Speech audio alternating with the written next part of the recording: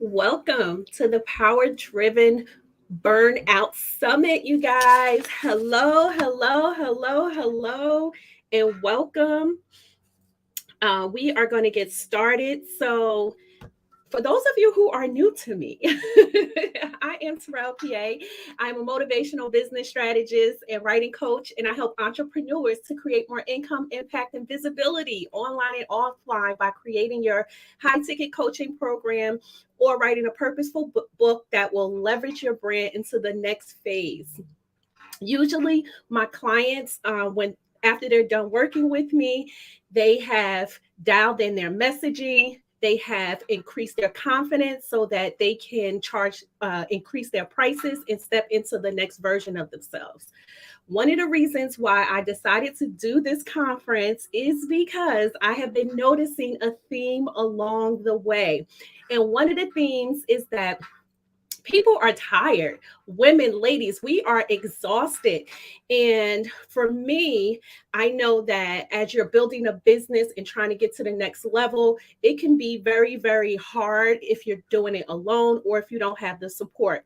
So, this is one of the main reasons why I decided to bring together five powerhouse women who are going to bring the best strategies for you to keep you out of the area of burnout, feeling exhausted, depleted, all of the things, right? So a lot of times, I know typically for me, I would get a little bit frazzled if I was taking care of the household, trying to do it all by myself. And what I know to be true is that when you have help, when you have a team, a plan, and strategy, things move more fluently. Yes, yes. So, with that being said, today I have five powerhouse women who are we're going to dial into where they are and how they got to where they're at, and exactly what are the next steps if you are in a place of feeling just tired, overwhelmed, not feeling like you are 100% giving everything that you have, right? I can tell you that, and I would share a little bit of my story when I have felt a little bit of burnt out. And I would tell you that it doesn't always come the way that you think it will come. Sometimes it comes in the form of not being able to relax, right? Or not being able to sleep, or all of the things, right? And so this is why I strategically brought together these women, because they specialize in areas to get you out of the place of feeling anxiety, or not even anxiety, but stress, the hidden stresses that you may not even know that's there, right? A lot of times we don't even think that we're stressed, and we are so stressed out, right? And so why is this important? So this is important because how you lead yourself, your company, your household, all of the things, it starts with you, right? And it starts with the mindset. So if your mindset is a little bit foggy, right? And listen, we're still in COVID, right? So imagine all of the things, even with COVID, right? How we are not 100% ourselves. And so I think it's great to take a pause and really do some um, inner work and really see where you're at. And so that's what this summit is about today. It's about doing the inner work to do a little post check just to see where are you in the process. We're going to talk to five powerhouse women who are skilled at all of these things of getting out of burnout, doing deep healing, and really, really know their zone of genius. So I'm excited to talk to them. This is the best of the best. They have a lot of expertise in this area. So you are going to be thrilled. You're in good company. And I'm delighted to be a part of this, to talk to them and really just get the conversation going, right? So let's see here. Let's see what's happening. So let's talk a little bit of mechanics. Okay. So the way that this summit is set up is that let's see if we have any comments. I don't even know if I can see. Okay. So here's what we should do for the mechanics. If you are watching, you want to definitely give StreamYard permission so that we can see your comments, right? Because I can't see your comments. It's just going to say user, and I want to be able to interact with you. So, well, my guest, if you have a question, we want to be able to definitely answer you hands head on. And in order to do that, you do need to give StreamYard permission so that we can see your names, right? That's the first thing with mechanics. The second thing is that if you have questions, drop them in the chat. Don't be bashful. Don't be shy. And the third thing is that if you are, let's see, if you can't stay the whole time, I'm going to encourage you to get the replay, because the replay will is there for you in case you need it, if you have pop in and out, because this will not be up after tonight. So you definitely want to get the replay so that you're not missing out on any of the awesomeness. And make sure you register, because when you register, you will get an email with all of the freebies that is happening throughout the summit. Yes, yes. Okay, I'm just going to pop on just to see if there are any comments before we get started. Let's see.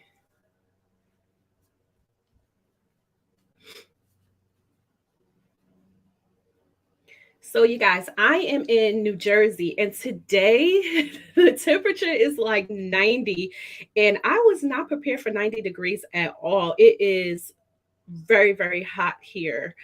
And okay, so we are good to go. All right, so we do have our first guest lined up, and I am going to pull up her bio.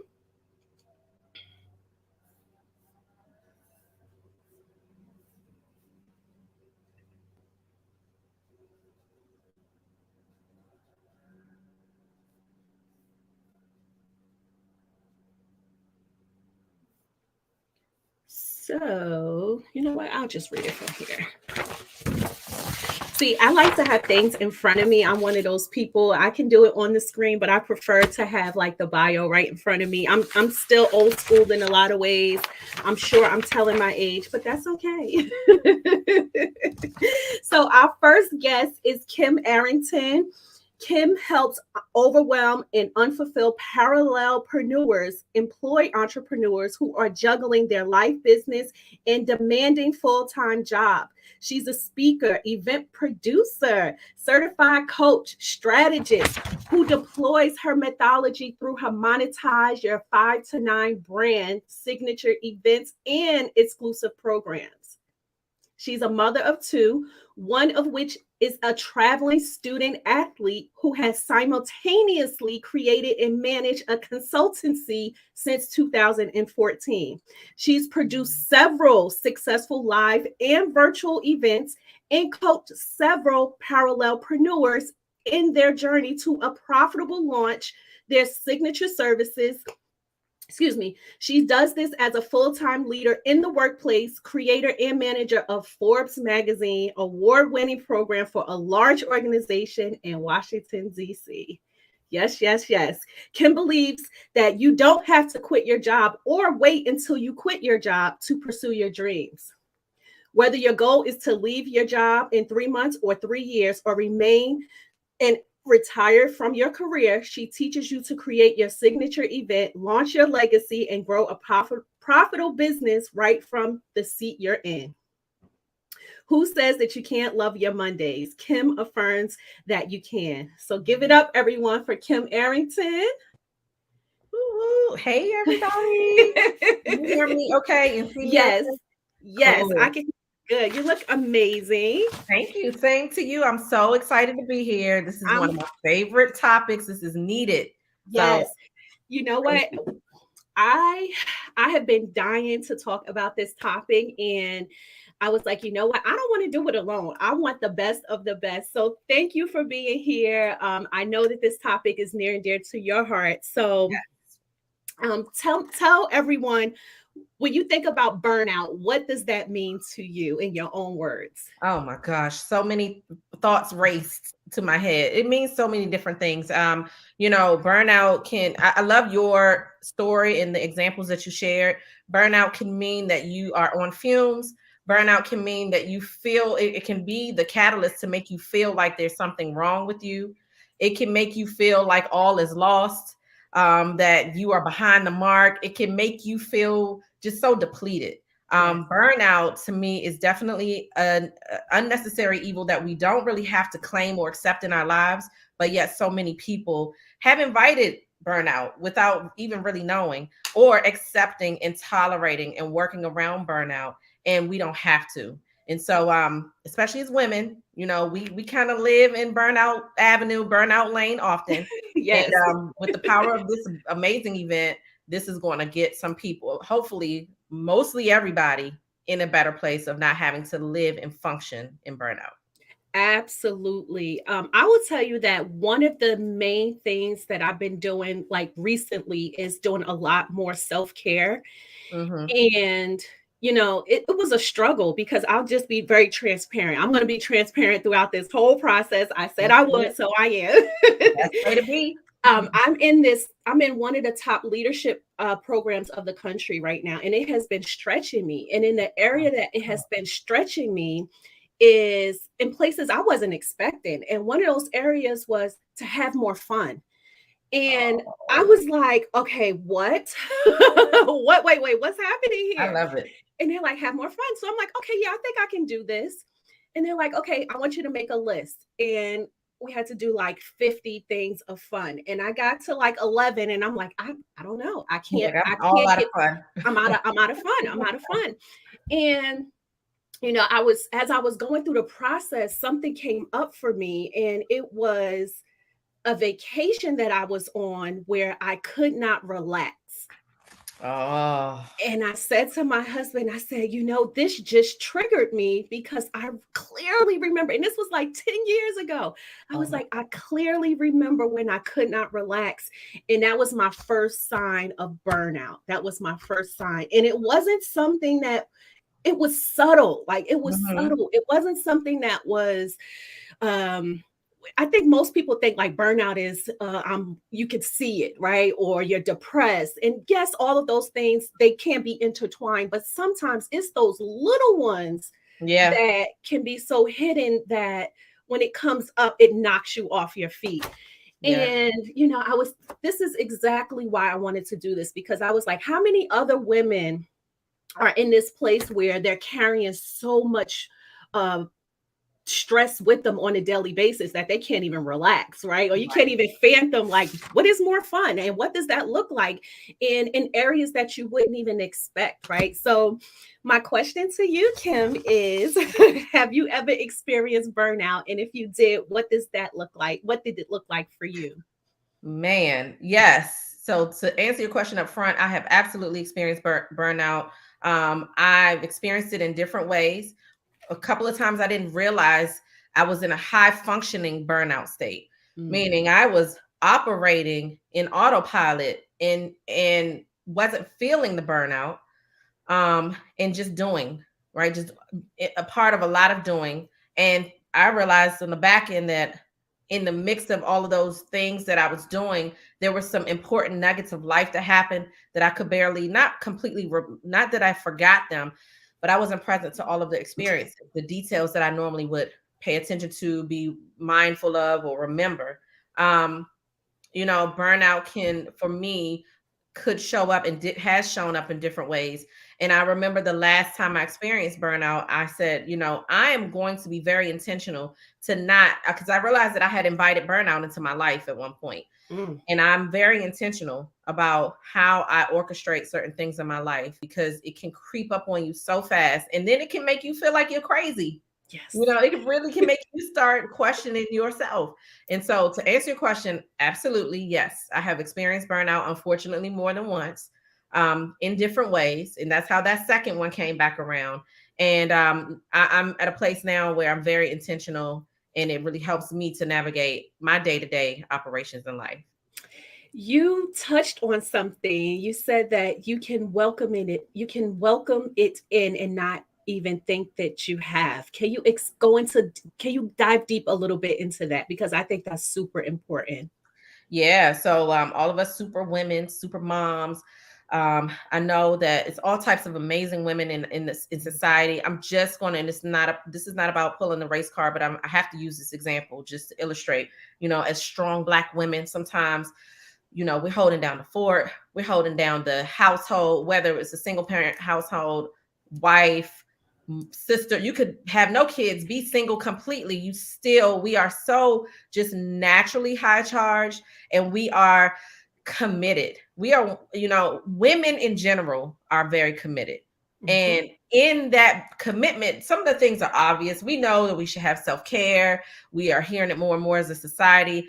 COVID was horrible, but it brought a lot of awareness to the world. And so people started to kind of look at self care a little bit more. But even still leading the charge, carrying that flag in the front of the line, maybe even second in line because you're supporting a leader. If you're a wife, you're trying to hold it down in your own way. So when we are inviting burnout into our lives, we may feel like we're very intentional, and we are with certain things, but we are still operating at a high state of functional burnout. And we don't even know that we still need to pipe down a little bit. We still may need to pivot. We still may need to brace ourselves. And it is one of those things that you have to be aware of and practice consistently because it can creep into your life. Absolutely. You know, I I have been challenged, or I should say tasked this year of doing more self-care, right? And the areas where, like I said, I'm in this program that's stretching me, the areas of getting help and, you know, as a black woman, right? We are not taught to ask for help. We are taught to do it all ourselves. And I have seen that play out in so many areas, going down the wrong rabbit hole Yeah. of high blood pressure, diabetes, illnesses, disease, right, in the Mhm. body. And you look and you're like, I don't want this to be me. I don't want my life to be how I see other, women in my family, or, other friends or whoever, right? And what can I do differently? And even with that, it's still a little bit of a stigma of, I'm going to hire a housekeeper. Ah, Something so simple. Something so simple. It's looked upon as oh, you're bougie, or you're not enough. And then we start believing these things, and it's interesting how mm. things are generational that can creep in and cause you to make a decision that can knock you way down, right? And you get in a space where you're like, oh, I'm just going to do it all, and that leads to burnout. I love that you said that. That is so 100% true and real. We I was laughing with my mom a couple of weeks ago talking about, having somebody clean the house. And she was like, well, I'm gonna clean the house before they come clean the house. Right. And it's like, I'm gonna do this and I'm gonna do that. And so while she wasn't against having someone clean the house, I remember when that was an option for me when I was a new homeowner a few years ago. And I was like, I should be able to. It's just that I should. Yeah, Stigma across the board, regardless of whoever else is doing it. We don't do that. We that's take right. care of our babies. We Yes. take care of our homes. We Mm. slay it in the kitchen. We cook. We look cute in the process. We have the beat going. I mean, these are the things that we, as Black women, women of color, have committed to, and we are loyal to it. And the thing about that loyalty and that commitment, you can't outbeat us in that level of commitment. So with that, why are we not as committed to our Mhm. own shift when it comes to us having a little bit of a break? Like, we Yes. need to keep that same energy across the board. And the guilt is real. Like that guilt of shame of I need to do it all, or I mean, even if you're working a full-time job and you're like, okay, I know I'm exhausted, but yet it has to get done. Somebody has to do it. And we don't think that it's okay to have someone else do it because we feel less than. And that's what we need to break. Like That's that's right. the area that we need to give a little bit of control up and say, you know what? It's okay to have a little bit of help and it does not make me less than. That's right. That's That exactly part. it. That whole part. It does not make any of us less than. So Oh my let's start God. embracing that. I'm happy. I will say, I'm so happy that we as a society, I touched on it earlier. COVID hit, is horrible, but I'm happy that we are starting to pivot much more aggressively collectively. It's Yes. becoming a bit of the norm, normal rhetoric, thought, self-care. Self-care was a term that was brought out, weaved in different communities and embraced in different ways. But now it's like kind of on the forefront. People are starting to allow the walls to kind of come down a little bit. We're more humanized publicly. Yes. Once upon a time back in the day, and I live in the world of event production. Back in the day, you could not have no event faux pas. You see these news anchors, the kids come in the room or the studio, and the world ends. Now it's like, here's my cat, here's Yes. my child. Oh, here's and people are embracing that. So the Yes. more and more we start to accept that we are humans, we have feelings, we have emotions, we are not robots, and you can accept all of us, and it's okay. Then that removes the thinking that I have to be Superwoman. Absolutely. So, how important is it for you? What would you say is the most important when it comes to body movement and like just self care? Yeah. So I'm trying to get back on my body movement mission. The summer body is being it's called for the summer body. We're getting heat. I'm in DC. You said Jersey, right? Yes, it is So so hot we today. feel the same type of heat today, right? Yes, So, not only because we are shifting to the summer, but just for our health and the wealth that comes from that. Body movement is important. One of my favorite ways to move my body, and this is going to sound so unorthodox because it's such a small thing, but it is a impactful thing. I love a hard belly laugh. Right now, oh, nice. I will exercise. I will be intentional about working out, but people don't understand the muscles that are moved when you have a hard belly laugh. And the reason why I think about that is because I have a group chat with my sandbox besties, as I call them, my best friends, my girls from way back when, and every now and then we'll all collectively be chatting, and something so crazy comes, and I find myself literally like laughing, like not just a chuckle, but a hardcore belly laugh. That just sends endorphins. It just really, Yes, first of all, it activates those muscles. But those things are they're everything for me. But yes, outside of the belly laughs, I definitely am trying and working on being more intentional about having a routine of movement where whether I'm in the virtual world or have a physical event, that I'm remembering that I'm not stress moving. I'm not moving only for the associated action, right? Because when you're doing that, you just quick and go, you're getting straight to it. But reminding yourself that you also want to be fluid throughout the day, just making sure that you have that motion in place. It keeps all the wheels in motion. absolutely.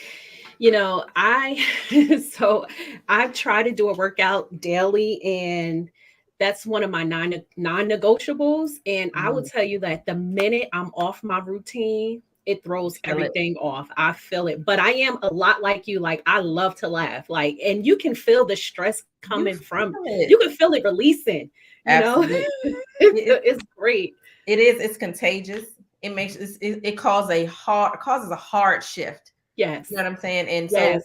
for anybody listening to this live or in the replay, whatever the source of laughter is, I definitely encourage you to be intentional about creating that space in your life, because it does force you to get out of whatever is happening. And I know life is serious right now. We have so many things going, but when you can add that into your routine, it really makes a difference in your day. It definitely does. And you touched on something a little bit, so I'm just gonna hop into it, and that's mindset. How Mhm. important it like so? Let me ask this correctly. What is your number one tip for keeping a strong mindset especially now during coming out of COVID, well, we still in COVID, but with everything that's going on around us, what do you do to keep a strong mindset and not get burnt out? Yeah, thank you. That's a great question. It's going to sound so simple, but it's true. I have to remind myself, and I tell my clients the same thing. We have to remember that it is mind over matter in most cases, because things are happening to us, for us, with us, around us, and they're going to continue to happen. My son, he's a student athlete, as you shared in my bio. I remember when he was 5 years, maybe 5 or 6 years old, I remember one of his coaches gave this quote that I've also heard somewhere else, but it is the truth, where it says your response is your responsibility, right? And so things are going to happen. My tip is that we have to remember that perspective is everything, and the way that you see things, mind over matter, makes the difference. So as things are happening, myself included, I have to chin check myself every now and then, because it can really, your mind really can make the difference between I'm having the worst day in the world, or oh man, I missed this opportunity, or I missed my shot, or they did whatever that is. Until that mind shift, a very small mind shift, can make the difference in your perspective. It will then tell you what to do from that point. So as things are happening to us or in our day-to-day, as we're making decisions, accepting requests, think about the perspective of how does this impact me, and how do I control the situation in the space that I can control, because I am a believer. So I believe that, I can control what I can control, and then I let go of the rest. But I am responsible for the way that I interpret and react from the things that are happening to me. Yes. We have to practice that on a consistent basis, because a no can feel detrimental to somebody's business, life.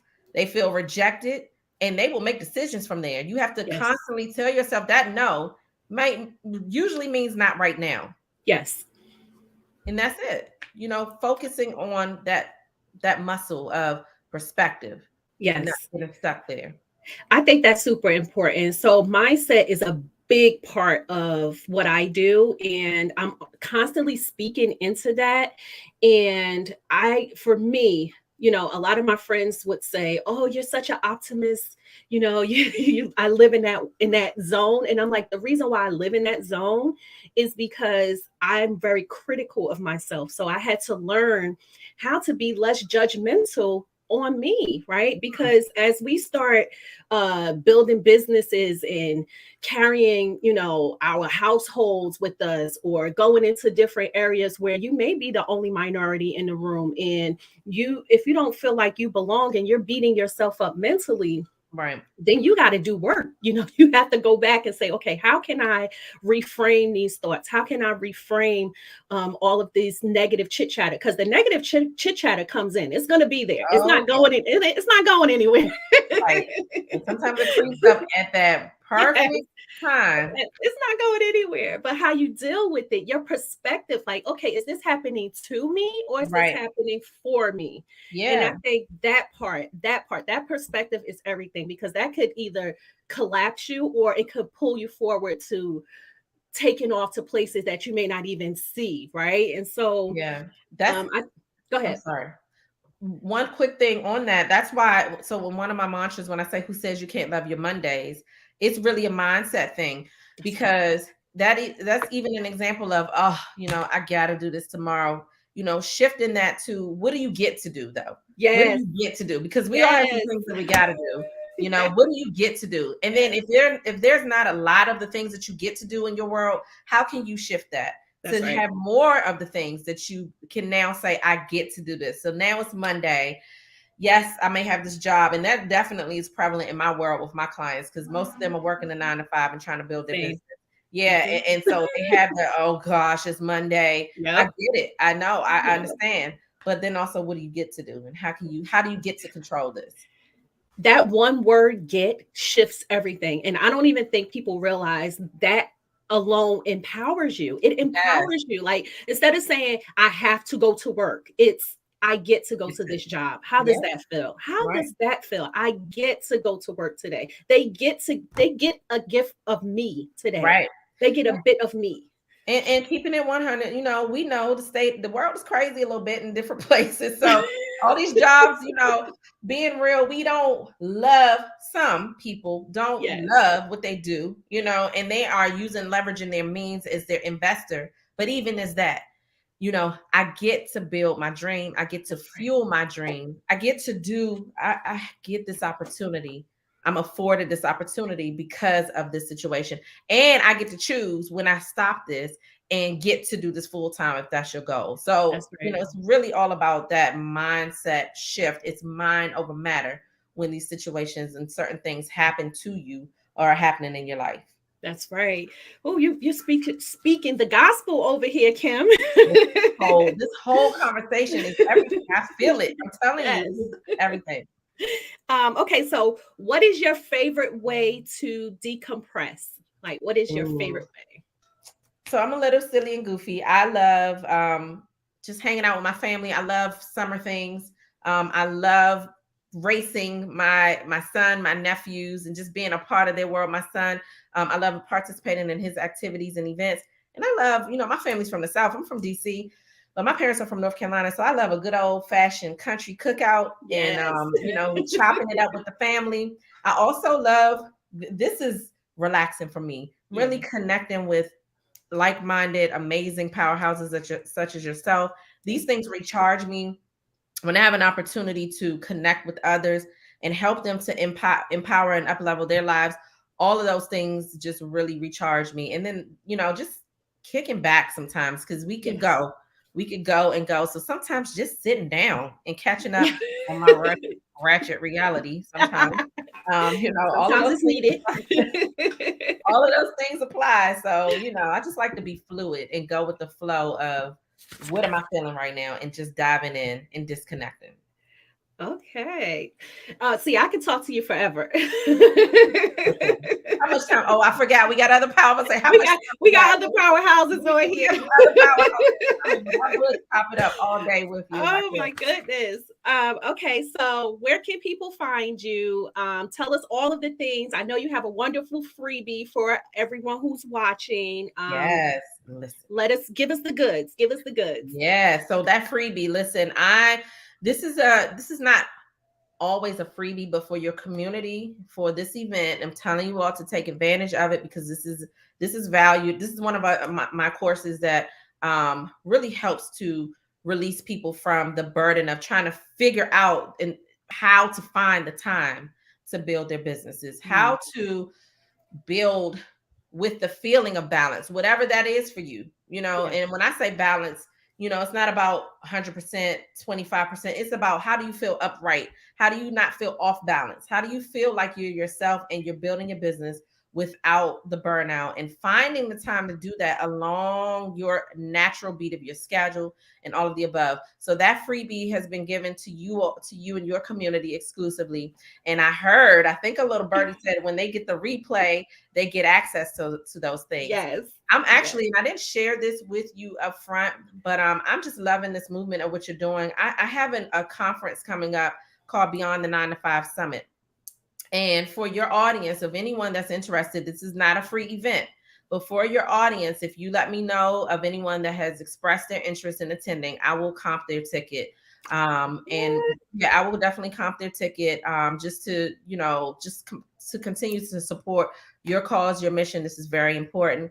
And then lastly, you all can find me all over at I am Kim Arrington, which is here. I'm definitely on Instagram, on Facebook.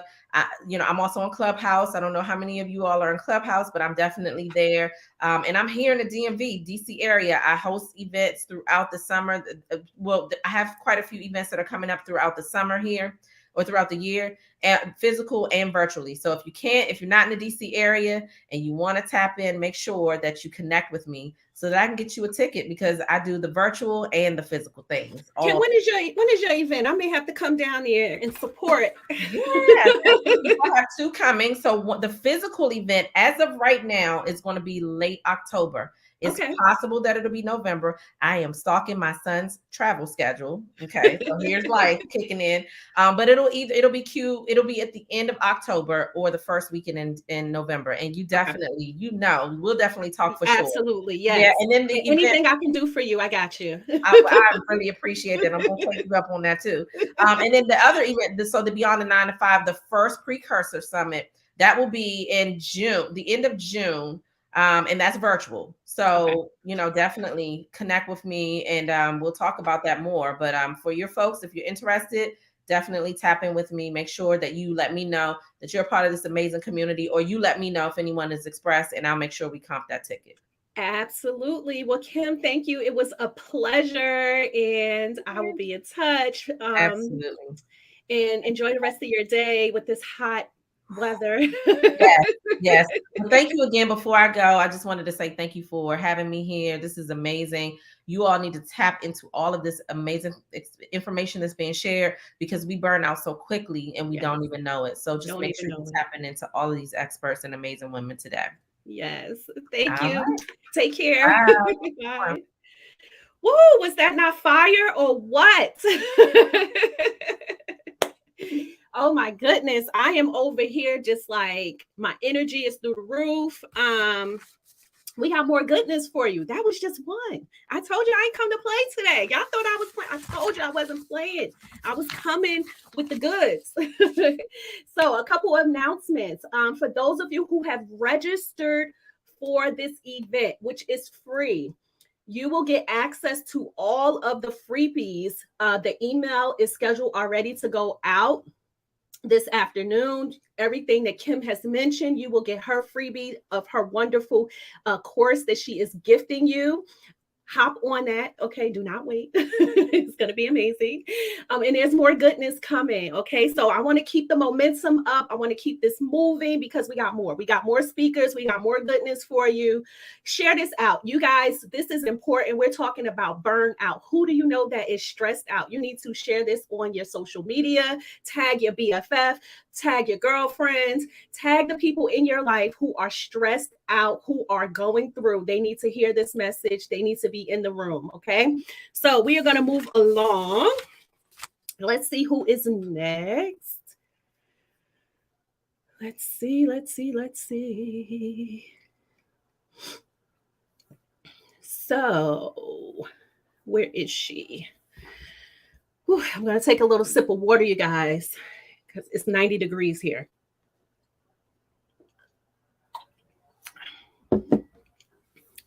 And so let me just see what's in the comment section, because I see we have a bunch of comments in here. Let me see if I can read it here. Okay.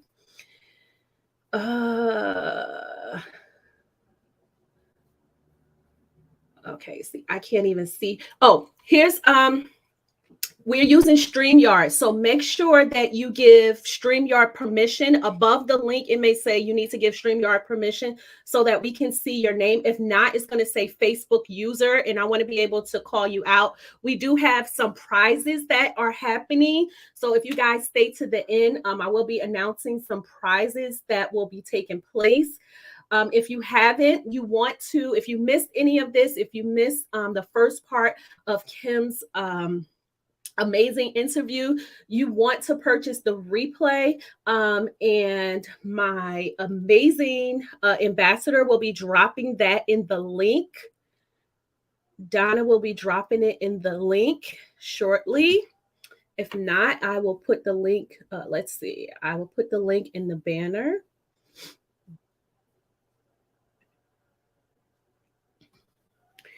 And let's see who is up next. So,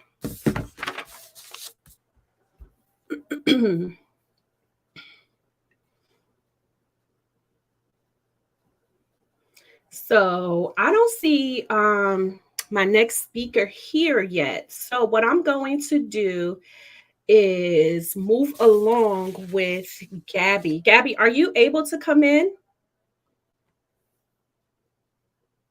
Yes.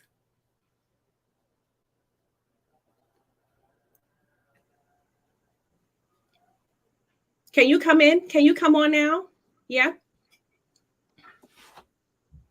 Sorry, I had to put it on my cell phone because my laptop is a little ghetto. So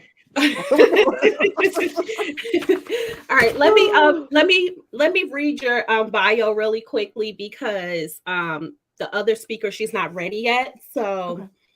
you guys, we have the pleasure to have Gabby Garland with us. She is an authenticity coach and host of the Resilient Heart podcast. That is amazing. She is a speaker, certified trauma hypnosis practitioner, and NLP and Reiki healer. Okay. Her mission is to help women heal from trauma and step into their most authentic and abundant selves. Her agency focus on healing and amplifying voices through the power of podcasting with her incredible team. She is a wife and a mother of 2 beautiful babies, and she is here to bless us with her knowledge today. So welcome, Gabby. Hi, you guys. I sent my husband and the baby out of the house today because I was like, survey says baby Lenny will be doing the most if I leave him here today. So my husband is on strict orders not to be back till 3:00. So thank you, first of all, for having me to be here today. It was such a cool, our very first Zoom conversation was like the coolest conversation. And it's one of those, like, when you apply for stuff, you're like, okay, you can stop talking now. And I'm like, oh no, like, is this bad? And you're like, no, you're in, it's good, we're good. And I was like, okay, cool. So I think one of the reasons why I feel like authenticity is so essential is it ties to burnout, because I feel like when you are in the world and you are trying to show the world the highlight reel of your life, yes, it's exhausting, y'all. Like, yes. to a point where you don't even really get to be yourself because you're trying to craft this image of who you are because you think that's what you need to do to be successful. And I came from a network marketing world. I was in the top 1% in the company. I made, a couple $100,000 a year. Was an incredible opportunity, but I was taught you got to be like everybody else. And so I had kind of abandoned pieces of myself.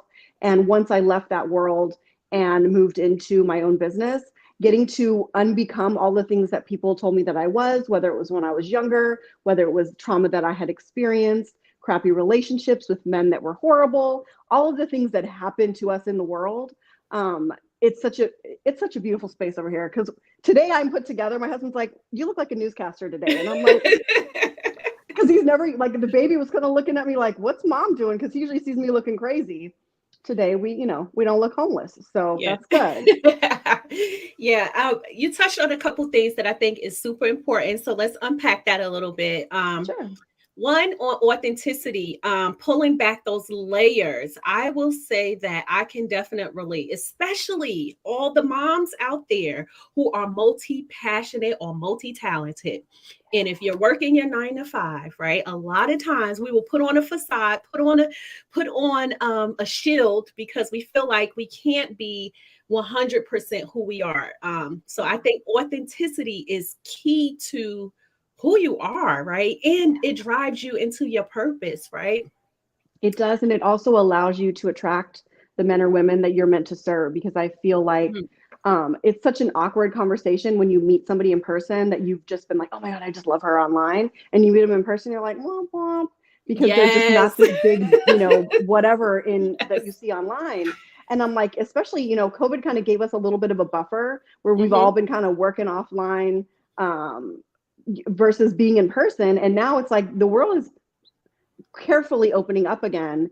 And if you're not yourself, people gonna find that out real quick, and you're gonna tank your business. So not about that life. It's interesting because, like, with business, it shifts. 1 minute you can be full-time, the next minute you could be back at a corporate, right? And if you don't know who you are, it's so easy to get lost in the sauce, right? And I think being 100% authentic with what your beliefs are, who you are, that alone will create such a peace, internal peace, that, it'll just keep you moving, right? A lot of times we feel like we have to compare ourselves to other people, or you may have imposter syndrome, feel like you're good enough, all of the things, especially with social media and Instagram and everything that is pretty much showing you to be inauthentic. You know, so it's hard, and I get it, but I feel like we're in a space now where it's okay to just take your, you know, lay your hair down. Like, you don't have to be all dollied up all the time, you know, just be yourself, be who you are, be who makes you happy. I think that's super important. So, and I think too, one thing I want to touch on really fast is when I think about burnout, I think about the vulnerability that you need to have so that you don't let it get to that place. Because I think, you know, Kim touched on it, you've touched on it. We as women, myself included, you know, I was a single mom for 15 years before I met my husband. And even now I'm like, you know, like he can change the baby's diaper, he can get him a snack, but I'm so conditioned. I had to get out of the conditioning of, I got to do it all by myself. And I think we all do that. Yes. And whether it's getting a maid, whether it's like, you know, a girl needs a freaking pedicure and just like an hour to herself. We don't do that. And the vulnerability to say to somebody, I need a minute, I need to breathe, sometimes I need a vacation, I need an assistant. We need to take that wall down and say that to the people that are surrounding us so that we have the ability to get the help and the guidance and the support that we need. Yeah, you're definitely preaching to the choir. I will tell you that I am I grew up very independent. And I had a very complex background. And because of that, like I started working very early while I was in college. I was running a multi-million-dollar branch at the age of 19. And my oldest daughter was small. I was full-time working, full-time in school, trying to raise a child, doing all of the things. And when I got married, you know, I had to learn to step back a little bit, and it was very difficult. That shift alone of, wait a minute, I have a leader, I have a husband who's fully supportive, right? I still was showing up in a place of, I need to do this myself. And he's like, no, you don't. No, you don't. Yeah. I got you.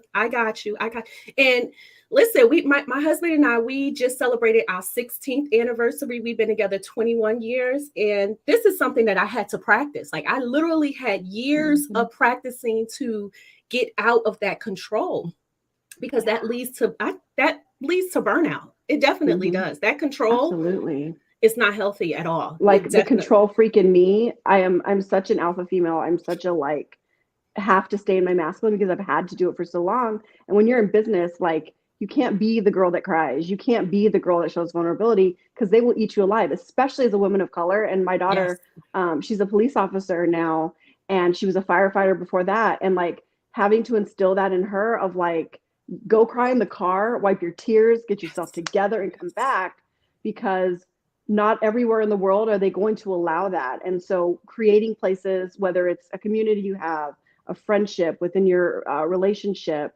a coach, a mentor, somebody that you can kind of lay that armor down and be like, today sucked and I hated this day and I need to kind of have a minute to just unload it. Yeah.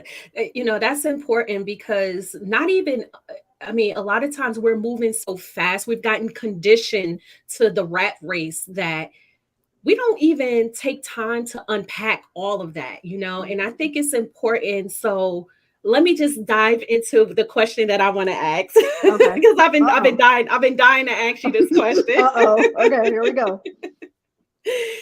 So what would you tell someone who has a full plate on how to eliminate burnout?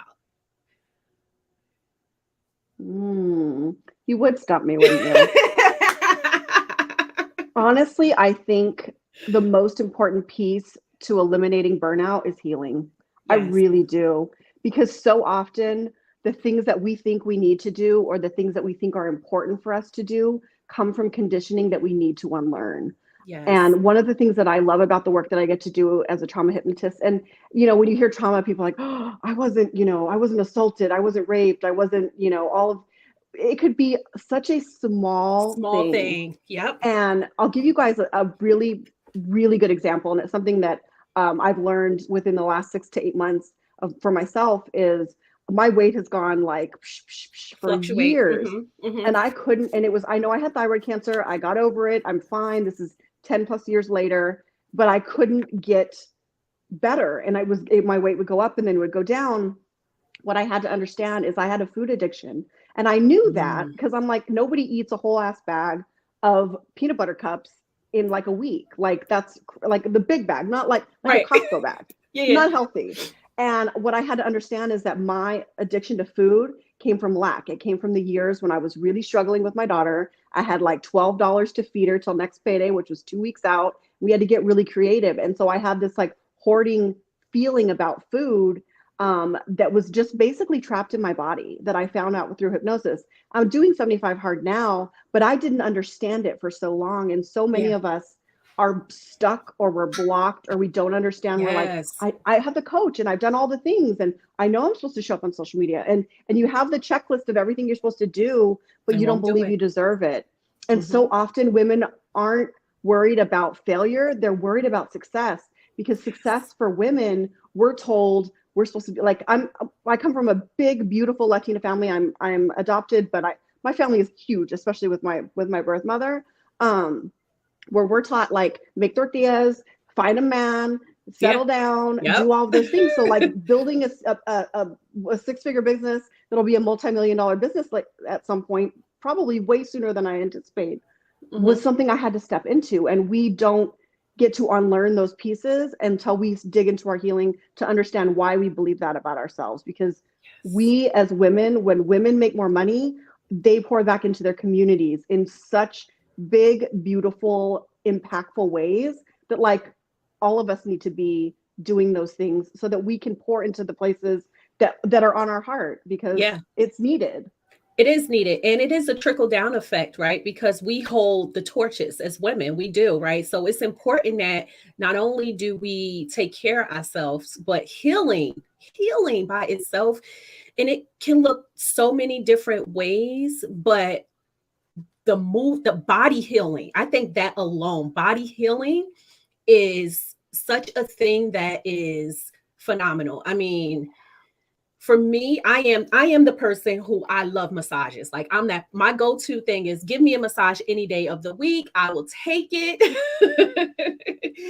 And I love releasing because we carry stress. That's what we do. We don't, even when you think you're not stressed, you are carrying it. And for me, I could see like when I'm stressed and if I'm not moving my body, if I'm not taking some time to really do deep breathing or really just go for a walk to clear my mind. And if I don't even reevaluate how I'm speaking to myself, right?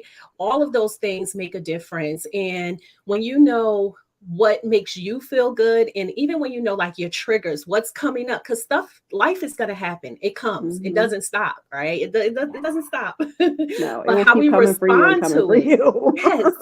Yes, but how we respond to it and how we manage it, I think that is the key to a lot of success. In a lot of ways. I don't know if you have experienced this or not, but what is your take on you attract who you are? Ooh. So here's an interesting take, because when I first moved here to the DMV area, I had a very successful network marketing business. And when I moved cross country, it all fell apart because most of my team was back home. And I had a coach tell me, it was one of my first coaches that I had hired. And I was like, my business was falling apart. And I was like, do I, rebuild it again? What do I do? It was one of those like kind of pinnacle moments where you look at something you've done for 5 years and you realize it's probably time to walk away. And he told me, you didn't build more leaders, you build followers. And I was like, oh, like I literally didn't talk to him for like 2 weeks. He was like, you're not going to avoid my calls, because I was in that space where I didn't want to hear about myself. And I had to unpack all of the mistakes that I made, all of the ways that I handled situations that was not effective, that was, but I had to understand that it was me speaking from the trauma pieces of my life. And also I have such a deep desire for women to be successful AF, because I don't know if we cuss on here. Yes. That I was pushing people that didn't want it. Yes. And the more that I have healed, the more that I understand, like you grow into the alignment of the people that you're meant to help, because those people are ready for what you bring to the world. But if you don't show up as your actual freaking self, how the hell are they going to find you? Nope. They ain't coming. They are not coming. And, No. it's interesting you say that because, a lot of times like my clients will be like, well, I want to serve this kind of client. And I'm like, okay, are you being that client? Are you showing up in that way? Or are you showing up stressed out? Are you showing up, not feeling your 100% best? How are you showing up? Because how you show up is what you attract. It's Yeah. all And connected.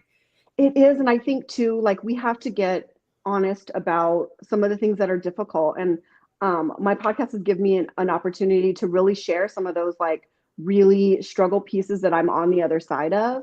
But I think the perspective of it is so important because I feel like sometimes people share when they're in the middle of the mess and they Yeah. don't have the perspective yet. And so Yeah. you haven't learned the lesson that the women or the men that you're meant to help or to serve need because you're still in the Yes. mud. And so you Yes. got to give yourself a little bit of time, a little bit of healing, a little bit of like breathing room before you go out there and tell the whole world about whatever that is. Yes, absolutely. So, what's your favorite way to decompress? It used to be eat peanut butter cups. It is now it is now my so when I'm really really stressed, my favorite thing to do is to dance in the rain.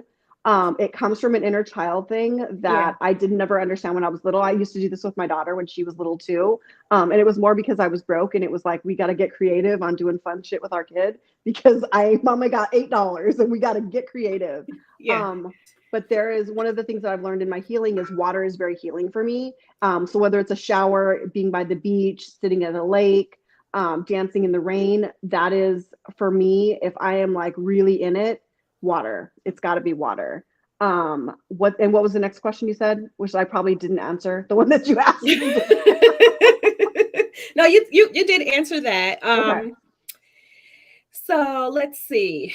What would you tell someone who has a full plate? That was the question. What would you tell someone who has a full plate? How to eliminate burnout? To dig into their healing. Yeah, dig into their healing. That's number Because I one. feel like the full plate, people get full plates because they're people pleasers, because they think they need to do everything, because they're scared to tell people no, because they're living in lack. And so they sign every client that anybody that, can pay only $9 for the next 7 years of their life. Like the piece that you step into when you understand that not everybody is meant for you, not every client is meant for you, not every place is meant for you, and you sit in the fact that like I will go and I'm deeply rooted in knowing exactly who I am so that the Yeah. places and the spaces I'm meant to show up in, I get to show up in the best possible way. Because when we put ourselves in places we're not meant to be, which I did last year, there's a whole podcast episode about the struggle that was. Mm-hmm. We're not staying in alignment. And when we're not in Yes. alignment, we're burned out, we're tired, we're grumpy, Yes. we're bitching at our kids, we're yelling at people in traffic, all of those like really Yes. toxic, unhealthy, unhappy habits rear their ugly head when we're not. Yeah, and I'm just going to piggyback off of one thing that you said. Not setting clear boundaries. Yeah. It's huge. It's huge. Like no is a complete sentence. People, everybody on here, I want you to hear me clearly. No is a complete sentence, which means it does not require anything afterwards. And it is okay. Like we've gotten so conditioned that we have to give a reason why. There's no you are enough. You are enough. That's I it. said no. I said no. No. That's it. Oh my goodness. And allowing and telling people that today I don't have the capacity for this Yes. thing that you need, because Yes. I am I have to be really careful now, as my agency grows and we have the whole podcast agency where we do all the production, like because I'm an intuitive healer, like emotions and trauma and like that stuff Yes. can get really heavy. And there's some days where I'm like, today I can't do this with you. Like Yeah. I will check on you tomorrow, but right in this minute, like I don't have the The capacity. capacity. And Yeah. you don't have to do So what we do to say yeah. that. Like if your Yes. girlfriend calls every 20 minutes and she's bitching about her life, like sometimes say like, hey girl, today I can't. Yeah. And being okay with that and understanding that like protecting yourself, keeping your boundaries, and knowing what you do or don't want to participate in within a day, it's important. It's so important. Huge. It's huge, huge, huge, huge. Because the worst thing is you don't want to give to everyone else and feel depleted. And Nope. it's so easy to do. So easy, especially if you are the one who everyone is used to coming to, and a lot of times, I attract people who are the first, right? So maybe they're the first one in their families to have a job and stay in that job for a very long time. And now they're ready to come into entrepreneurship, or they're the first one in their family who's getting ready to write a book, or they're the first one who has overcome hardships. And, when you start talking to those people, and it's easy for people to put their energy on you very easy, right? You can pick up, you can feel it, and it can deplete you if you don't have a space to get refilled again. So my question, Gabby, is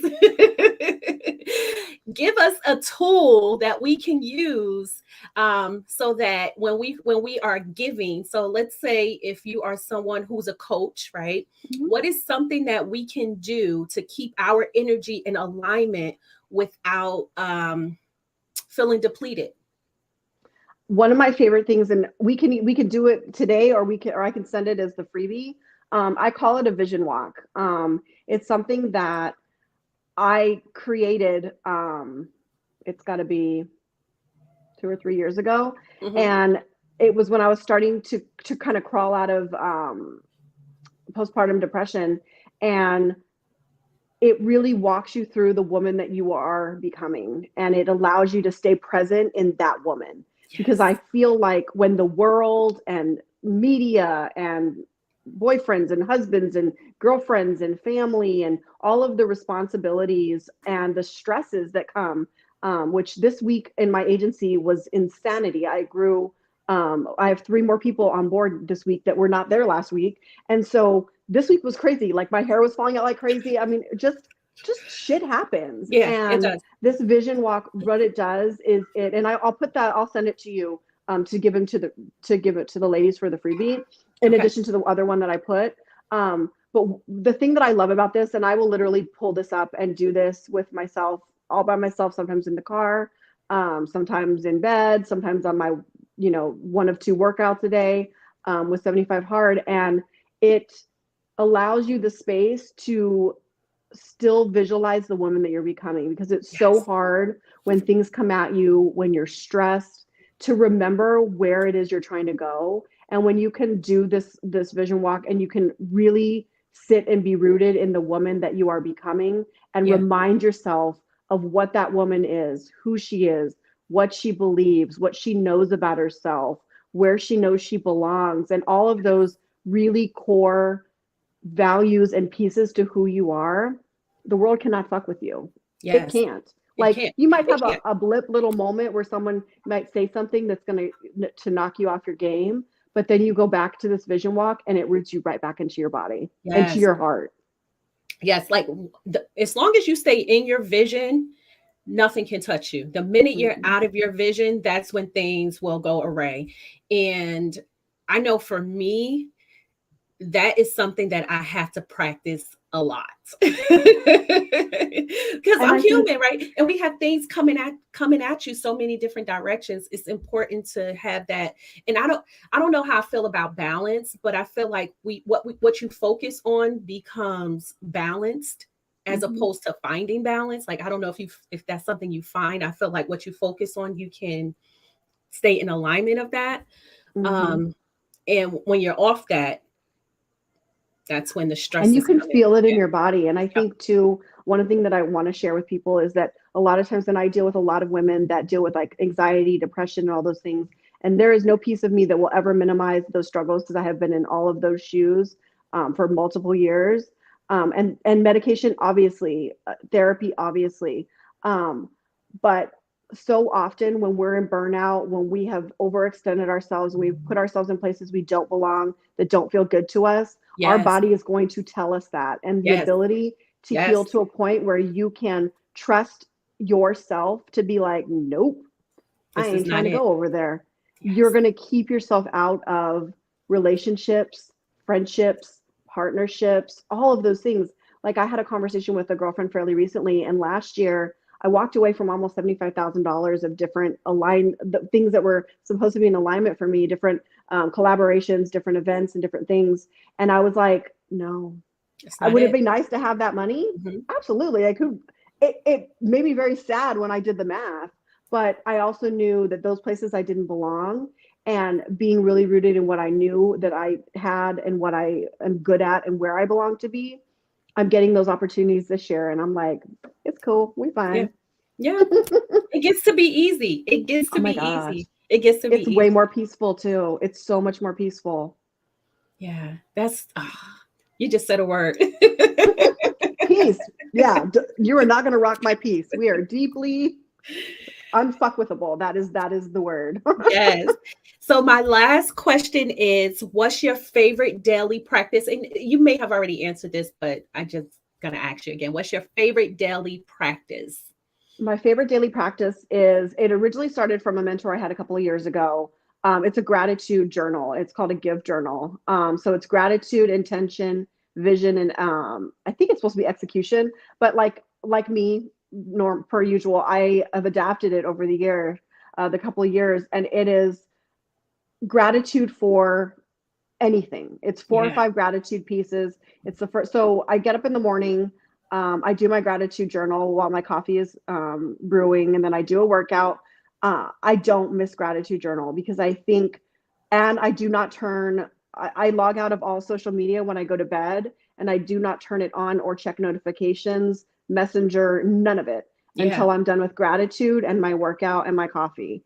Because we have to stop allowing the world to be the first thing that pours into us every single morning. And we have to be really fucking intentional about what we're allowing in to start our day. Because if you don't, you're going to see something where, like, I mean, perfect example that I had a girlfriend post that she found out that like her aunt or her cousin passed away on social media. Like, could you imagine you wake up in the morning and the first thing you hear is that somebody died that you love, that you had no freaking clue, and you found that news out on social media. And then for the rest of the day or the rest of the month, you're playing catch up to the way that you felt in that moment, and you're letting the world pour into you before you're pouring into yourself. And it's just, it is a recipe for you to start your day out in struggle versus in vision. Yeah, I think setting the intention from the start is huge. And that's where you see yourself take off. I need to be more consistent with that. So that's my area. I love to journal. I love to write. Of course, I have a publishing company, but in the morning, I find that when I do set my intention and I do start with gratitude and I do that, those days, everything is almost perfect. And whatever I set my intentions on, it comes together with ease. And reminding yourself that it doesn't have to be in the same, like, I think a lot of people will they wake up 20 minutes late and they're like, fuck it all. I'm just not going to do none of the shit I'm supposed to do. And the problem is that just take a few minutes, get yourself back together and get back on your routine, because people will do that. And then they miss that opportunity to, like, maybe it doesn't get done at 4 o'clock in the morning where you usually wake up because you woke up at 7. Oh, well, do it at 7:15 instead of 4 o'clock in the morning. That's and just adjusting. Me. Yeah. I will throw the baby out with the bathwater. That's a lot of people, I think. Oh my goodness. But that's a really good tip, that it doesn't matter what time, that you do it, as long as you get it done. For me, I'm such a regimen person. I'm like, okay, if I'm up at 6, I'm going to do X, Y, and Z. And then if I miss one of those things, and I'm like, oh, well, I'll do it tomorrow. But I think I'm going to take your tip and incorporate that in, that, you know what, how about do it at noon? Yeah. There's a thought. There's a shift, right? Yeah. Because I mean, it's not like we don't do it in every other way in our life and our business with our families. So with our habits, I think it's important. It is important. And I think in order to stay on top of burnout, because it's a thing that you have to practice, and having those things in place, for some people, you may not even know, like, okay, wait, I'm supposed to have a routine. Like, what is that? How can I add anything extra to my plate? And I'm just going to say this: you get to have a platter. You get to have a platter, and that means that you get to have help so that you can spend more time on yourself. And that's the one thing that I wanted to drive with this summit, is that it's not either or, it's an and, comma. I agree. And I think too, we spend so much time scrolling the world, scrolling social media, and comparing our real world to the highlight reel of other people. I have clients that come to me, they're like, but so and so is doing so much better than me, and I don't, and we worry about all of that. Yeah. And when you can silence all of the noise around you and listen to yourself and just be deeply rooted and know that like what's meant for you is not going to miss you. That's the right. impact you're meant to make is not going to, it may not be the time frame you want. Like, who the hell wants to wait to make a couple $1 million? Like, nobody. Right. but we got to have the patience that it's going to take. And I am notoriously the most impatient person, so that one has been very hard for me to get used to. Yeah. But it's so important. Yeah, it is. Oh, Gabby, you and I, we can talk for hours. I know. And if y'all have not listened to her episode, I have had so many clients reach out that they really loved our episode, because I have so many women that say, oh, I could never be a coach, or what would I teach people? And even just the audiogram is like, I never really thought about all of the things that I'm really good at. Yeah. And so, it's such a good episode. It was so fun to like shift people's mindset behind the things that you're really good at. Yeah. And you can build a whole business around it. I have clients all the time, and I only do it in one-on-one capacity, but take your zone of genius and build a whole coaching program around it. I have one, My Dream to Driven. That's what it's based on. Just taking your idea and building it out. And, I didn't know that was my thing until I got in it. And I was like, I've been doing this my whole life. We are way more talented than we give ourselves credit for. Yes. For sure. Oh my goodness. So Gabby, where can people find you? I am on Instagram. So Gabby, everything's Gabby Garland. So Gabby Garland on Instagram, the Resilient Heart podcast. I'm on Wisdom, which is a newer app that I'm get to be a top mentor on, which I love. People be putting like 3-hour video casts or audio casts on that. Right. That will not happen from your girl. It's like 10-minute little like mindset blurbs or little lessons or things like that. And I'm most active on Facebook. It's where I built the bulk of my business. So I love Instagram. I'm getting better. My virtual assistant's going to be taking over some of that so I can grow it. Yeah. But I love building connections. I love getting to know women. I love to, one of my right-hand girl within my podcast agency is a woman that I met on Facebook that was in a couple of coaching classes of mine. And now she's one of our editors. She's going to move into a project manager role here before the year's over. So I would love to talk to you. So definitely send me a message. Awesome. What is your freebie? Because I know you have something awesome for us. Yeah, so I'm going to send you the vision walk because it's a little odd to do on like a summit necessarily, but it's something that I'm going to record for you guys and let you guys just use the audio. And then I also have an inner child hypnosis session that's happening on the 25th. One of the things that I love, it's funny because I extended it. It was originally supposed to be on the 11th, I think, but I extended it to the 25th, and I didn't think about it. And then we asked for the freebie. I was like, oh my God, that's perfect. Because so much of why we are the way we are, why we do and feel and move in the world the way we do, goes back to our inner child, goes back to the little boy or little girl inside of our bodies that is working from a place. Sometimes it's fear, sometimes it's sadness, sometimes it's grief, all these different pieces.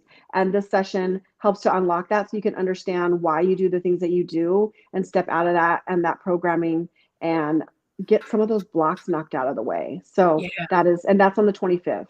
Okay. And do I have that link? Did you send me that link? Yeah, I sent you that link. Okay, great. So those of you who have registered for the actual conference, you will get an email that's going to go out with all of the freebie links from all of the interviews from today. So make sure you are registered. Oh my goodness, this is amazing. I'm excited. I can't wait to do this visual walk. It's such a coolest thing. And it really it's like your unfuckwithable like roadmap basically. Yeah. Oh my goodness. I'm excited. So thank you, Gabby. I don't want to go over time. I think we already went over. I know. I hopped in a little early because she wasn't ready to hop on. So thank you. This was amazing. Super fun. Yes. So you guys make sure you follow her at Gabby Garland in all of the places. And it was good seeing you. How we doing, you guys? Is this good or what? Yes. I told you I was bringing the goods today, right? Let's see what's happening in the comment section because I have not been in there. So a little bit of housekeeping. Make sure you give StreamYard up top. It should say give StreamYard permission. That way I can see your name as I'm scrolling. If you have questions, drop your questions in the chat. Someone said, wow, this is hitting heavy. We need to unlearn behaviors. Absolutely. This is great. Yeah, I don't know what that is. No is a complete sentence. Yes, it is. I had to learn that the hard way. Let's see. This is phenomenal.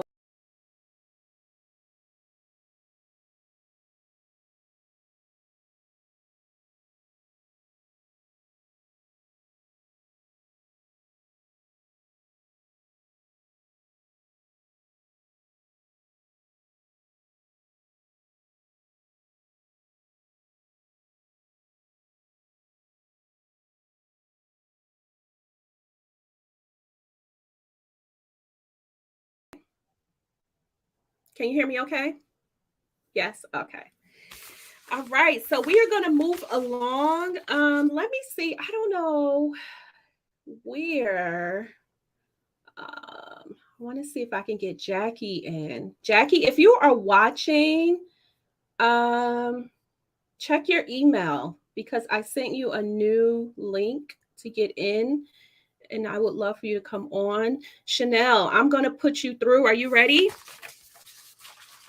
She's like, I've been here. I'm ready. All right, here we go. Hi. Beautiful. How are you? I am doing wonderful. I am so excited. It's been phenomenal. Isn't this amazing? This has been the best time. I've been taking notes, so I hope the people. Let me read your bio. Don't start talking yet. Everyone, we have Chanel Nash. She is a business development consultant who started the Nash Business Academy to provide online courses to help aspiring entrepreneurs develop sustainable and profitable companies. On top of running her business, she is a wife, mother of 4 girls, minister, author, coach, mentor, and Marine Corps veteran. Okay. Chanel's mission is to empower and impact those within her community to step out on faith and finally build that business. She desires to help business owners eliminate excuses and implement the proper mindset conducive to promoting growth and success.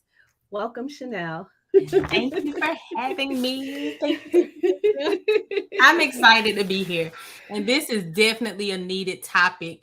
Everybody has come out the gate swinging on today. Oh my God. I've been feeling like out me. To talk about you all in my business, down my street, in my front yard. So I'm ready.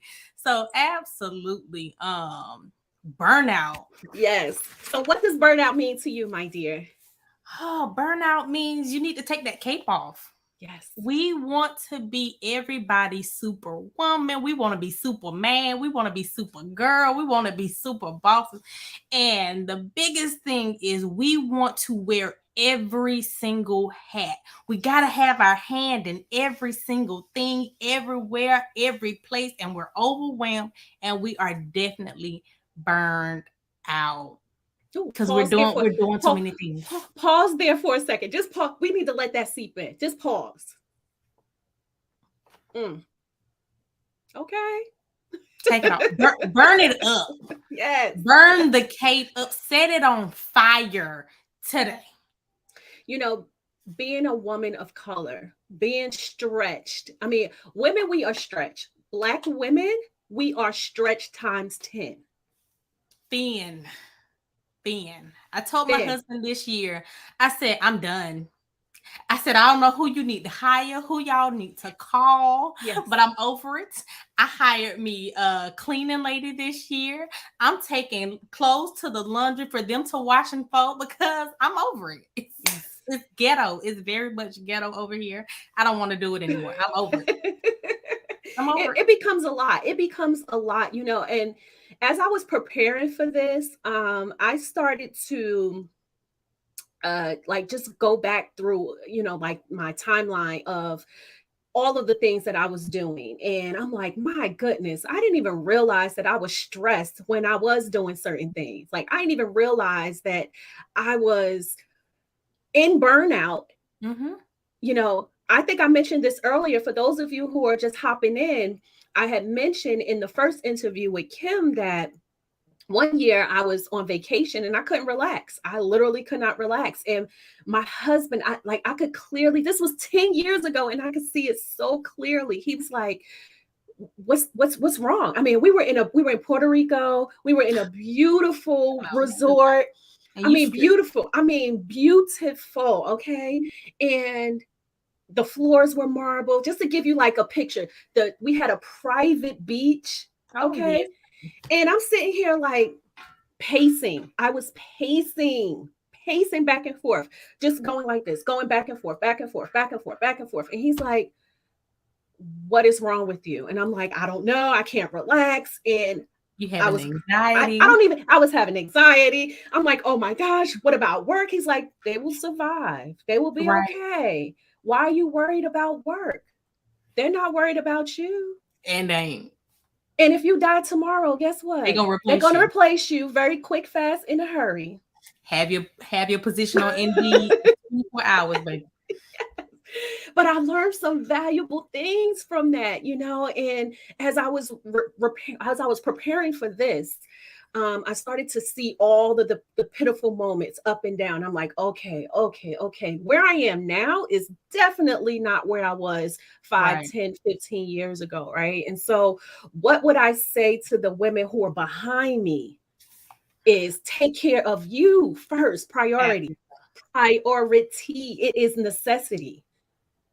Absolutely. But you know, the one thing that I have learned from working with especially a lot of small business, startup businesses, the one thing that I have learned that they all try to take on, it's this I like to call it the side hustle mentality. Yes. They create this mindset around what they believe or perceive what being a business owner is supposed to look like. Right. So they're trying to do everything. And my first thing that I always tell anybody that I take on, especially if I'm starting them from the ground up, you have to decide which side of the fence you want to be on in your business. That's right. You either going to work in the business or on the business. You're either going to be the boss or the employee, but you cannot be both. You can't do it. They want to DIY everything. And you can't. You don't even know how to do half of the stuff you're talking about. For instance, I have a really good friend of mine. She's a sister to me now. But we started out, she started a daycare. And she told me, she was like, yeah, I can take the kids to school. I can do the office work. I can cook the food. When? Where? The first week she was crying. Yeah. And on top of that, like, if you have more than one business and that one business is not thriving, you need to scale that back, right? And so a lot of times you got to dial it back. And it can be hard because if you're not working in your true purpose, passion, and these are the areas where things will come up. A lot of my clients, when they come to me, they're like, I'm helping people, but they're not charging their worth. And when I'm like, you need to double your rates 3 times, and they're like, yeah, I have anxiety. Yeah. I'm like, yeah, you have anxiety because you haven't articulated your value. Let's work on that. And let me get you all the way together. And then now you're starting to see, oh my gosh, I got this. It's a process, people. Yes. And that's because of how society is and because social media is such a big thing, what they're seeing is people's years of hard work. Yes.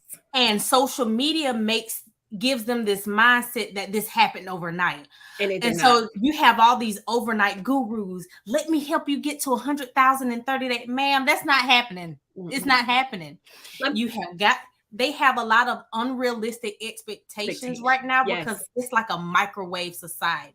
Yes. And so they're going tooth and nail in the wrong direction. And I tell people all the time, you can go nowhere real fast. That's right. You're not going nowhere. Like, that's right. You're running and you're not getting anything accomplished.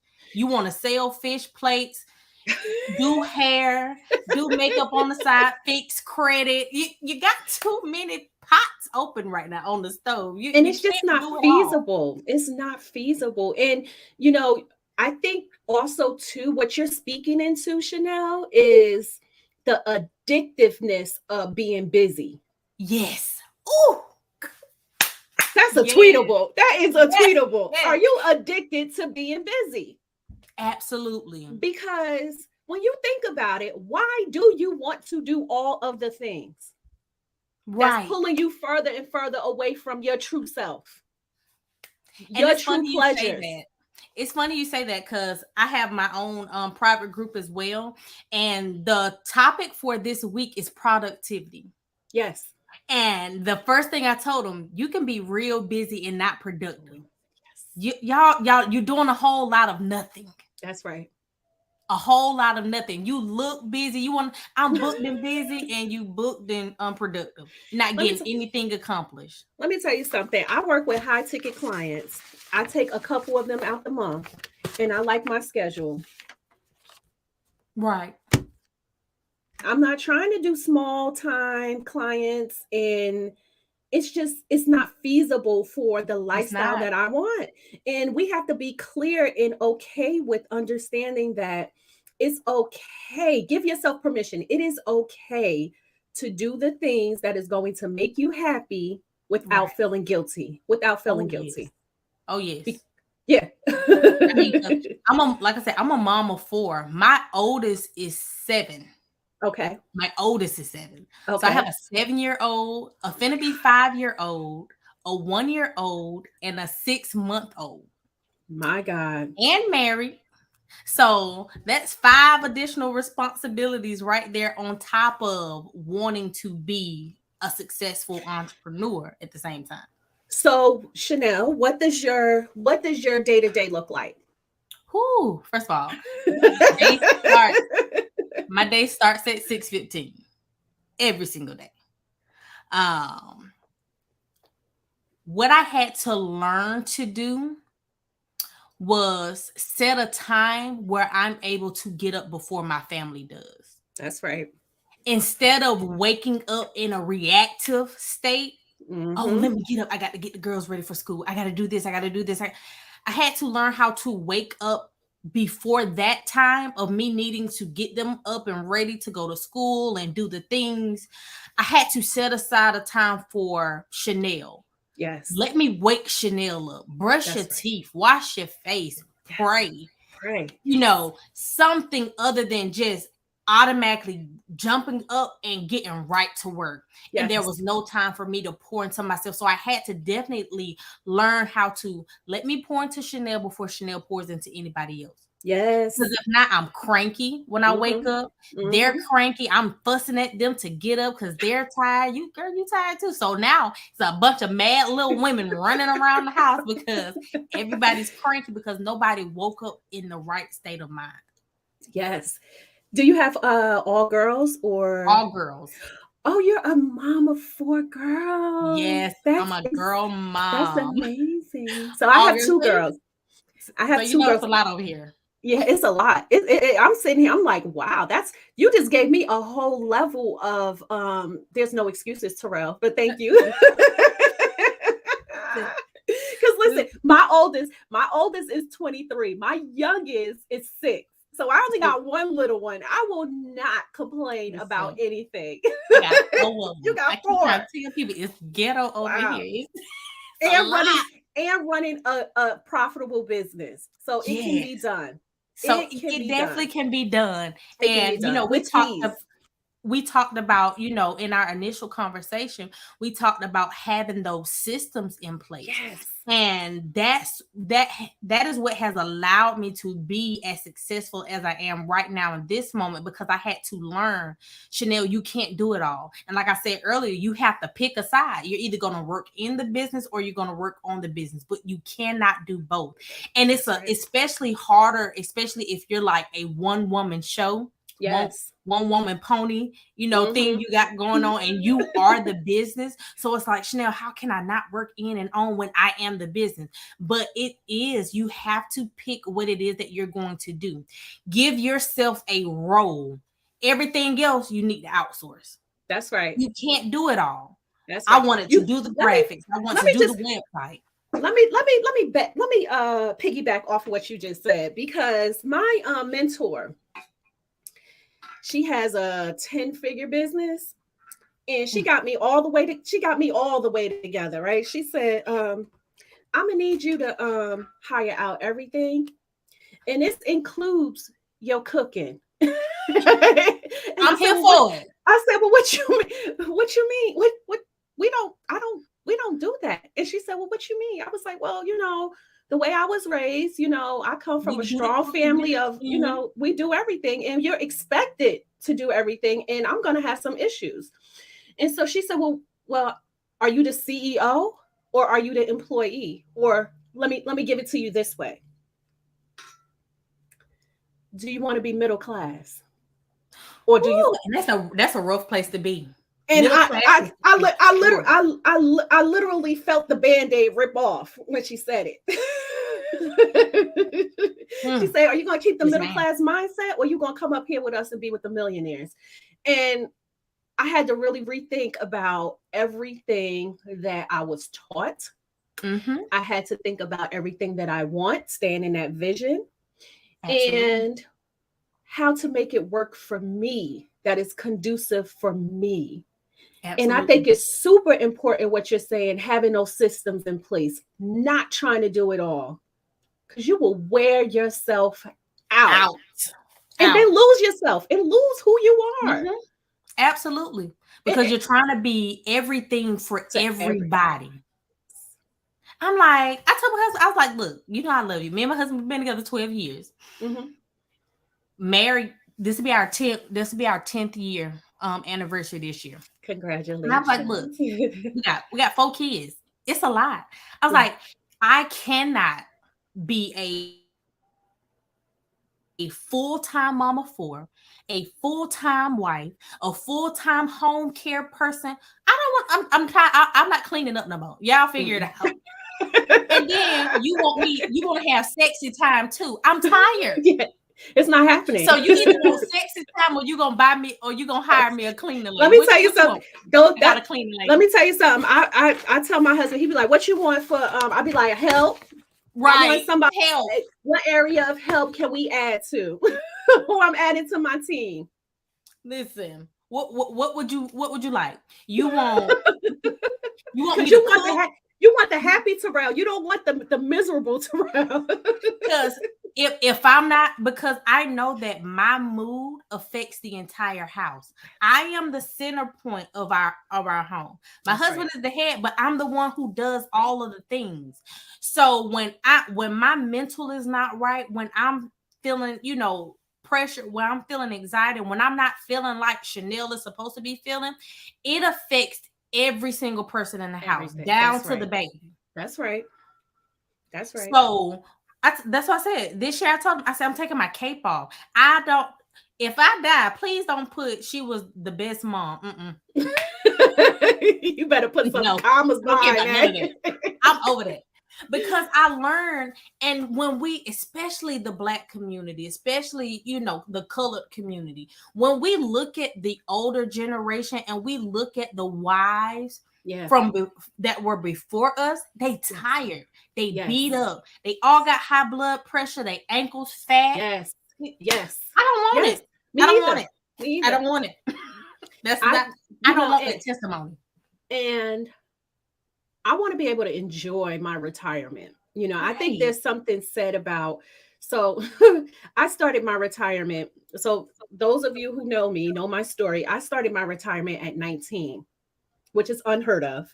But I did because I was working in the financial institution. I was running a multi-million-dollar branch. And what I learned is that how other people do things is not how you have to do things. Absolutely. And just because your family is one way does not mean that that's the only way. Right. And, you know, watching the older people in my family and the struggles, the health issues, all of it, because we all have it, right? All Right. of it. All of it. All of it. I'm like, when I get to a certain age, I want to be chilling. I want to be retired. Like, I do not want to be working in my 60s. Matter of fact, I Right. don't even know if I want to be working in my 50s. And that's around the corner. Like, I got a couple more years for that.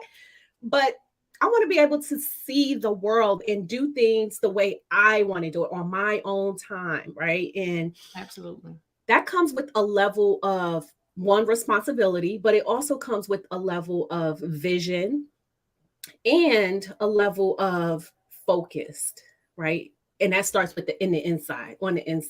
Absolutely. So my question for you, Chanel. What systems should we be using that will alleviate time and give us more time? First, I would say create a schedule that is going to create boundaries in your business, because you got to have those boundaries. My cutoff time for business is 5 p.m. I don't care what you got to say after 5, baby, I'm off. I will talk to you tomorrow. And I don't work on weekends. I'm with my family. Let me ask you a question. Do you give your clients your cell phone number? They have my inbox. No. And the ones who do have my phone number, everybody in my circle knows my phone goes on do not disturb at 8:44 p.m. every night. If you ain't said it before 8:45, I will not know. Those are clear boundaries. Clear boundaries. Absolutely not. Because by then, my husband should be home. My kids should be home. We should have had, dinner, spend time with my family. Because if not, these clients, baby, they be texting you in the middle of the night, 1:00 in the morning. Baby, what did you got to say? Go to sleep. I'm so glad you said that, because what I see is that earlier we talked about burnout from just, everyday burnout. Mm-hmm. Now we done shifted to client business burnout. And that's a little bit different, because if you don't have clear boundaries, they will run amok in the Dallas. It is so easy. It is so easy. And you get so caught up taking everybody, because a lot of times, and especially for women of color, we have this savior complex that we love to tack on. We got to save everybody. Save the world. Girl, let me help your business. No. Stop it. Stop it. So what is your favorite way to decompress? Don't judge, y'all. I love watching Korean soap operas. Okay. Oh. Well, I got to read the whole show off the subtitles, because honey, I don't be knowing what the folks saying. But I love Korean soap operas. Honey, they be dying, spin up fake blood. I be crying. I don't understand what my connection is with these people, but I think we could. That is hilarious. It's funny. It's funny you say that, because one time when we were in, I think, Cancun or somewhere, this was years ago, the storyline of their movies are amazing. They're amazing. So I understand where you're going with that. Have not quite gotten into the Korean ones, but I'm sure my husband is on it.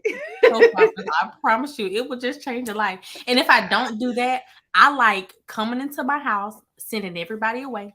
Yes. Kids are at school, so I have to take me a mental health day every now and then. Kids are going to daycare, school, husband is at work. I open all the windows, all the blinds, let them up, let some fresh air come in, and just sit there. Yeah. In silence. Yeah. That's it. Yeah. Natural sunlight, because I'm a summer baby. So Yes. sunlight, fresh wind, have the fan going. I'm good. I can Yes. sit there for hours just by myself. Nothing Yeah, on. but see, the key to what you're saying is that it's about you and what you Mhm. like, and you're judging yourself accordingly, right? You're giving yourself permission to say, listen, I got all the windows up. I'm going to do whatever I want to do, and then I'm going to be okay with that. Not, well, the kid's going to be home soon, so I can't Right. do this, or I need to be cooking dinner, because you know how your mind starts to go, Baby, right? cook up a pizza because I'm not doing this. My husband, no, I tell him a heartbeat. Can Me you pick too. up something to eat on your way in? I'll call the daycare. Hey, my kids need to be picked up from school and taken to daycare. I'll see you guys at 6 p.m. Yeah, yeah. I think it's important that we take off the layers of things have to look a certain way. You know, Yes, like what works for you works for you. because we've been taught that we have to Yes, carry the world on our back. We have to make sure we make it happen for everybody. Although yep, the men are supposed to be the heads of the household, there is this unspoken rule that we that's are right. supposed to carry the world. We're supposed Yes. to birth them, feed them, burp them, Oh yes. put their clothes on, wipe their face. No. You will be dead. You hear me? You will Yes. be dead. And that's You why will a be. lot of our women are dying because they are tired. They Yes. are overworked. It's too much. You know what my mother said? My mother is 70. She just turned 75 this year. And she told me, she said, I think it was last month. She said, I didn't realize how stressed I was until I went and got my toes done. And so I'm like, yeah, I'm listening, but I wasn't really, how Mhm. sometimes you don't really be listening, but you're listening. So I'm like, oh yeah, Ma. She's like, yeah, I didn't realize how stressed I was until I got my toes. I'm like, Ma, what did they do that was so different? She said, well, she took the hot rocks and she went up my legs, and I didn't know where she was going with it, but I could feel the stress leave my body. Mm. And I said, well, Mom, you're retired. What you stressed about? And she said, well, sometimes I do worry about this and that, and she started to go into things. And I was like, wow, this is just day-to-day stuff that, Day to day. even as a retiree, so it doesn't matter if you are working, if you're not working, if you're retired, the stress is going to be there. So how are you Absolutely. dealing with it? What are you doing how are you doing to release it? We got to release. Absolutely. We got to release. And what me And and my husband try to do, we make it mandatory twice a yes, year. We got to go yes, somewhere. that's right. We have to Yep. go on vacation. I need to be out of the country. Please fill my passport up. That's what I bought it for. Let's go somewhere. Pandemic happened. I was pregnant the whole 2 years. Lord have mercy. Oh, I'm sorry. I got caught up in the pandemic passion. As I like That's to a call whole nother level of stress right there. Listen, 2 kids, both high risk pregnancies in the middle of the pandemic. So I haven't been able to go anywhere for 2 years. My 30th birthday is in July. I already booked my vacation to Jamaica because I'm going. Yes, that's right. I need a whole week. Listen, this is exactly why we are having the Power Driven Conference in Las Vegas. For all of you stressed out people, y'all need to be there June 9th to the 11th. Because it's ghetto over here. We need to go to Vegas. Yes. But it's just interesting that we will do things for other people and put ourselves last. And if this is what I want you all to take away. We need to shift that to you need to be first. Not that you need to neglect your family. Absolutely. I'm not saying that. That's not even a thing. What we're saying is there's an and comma. You need to be putting yourself first before anyone else. Just like if you're on a plane, they say put that air mask on you first before you help someone else. Right. Why we out here helping everybody yourself. else and we ain't got nothing on our face? We can't breathe. We out of oxygen because we're running and gunning for everything and everybody. And then what essentially is going to happen, because that's the biggest thing. What happens if you fail to release some of these things? Your business is going to fail. Let me tell you something. That's what people don't want to talk about. But you don't. I wish I had pulled the statistics and I didn't, but I wish I had. Because the statistics of Black women who have heart attack and stroke, that number has shifted.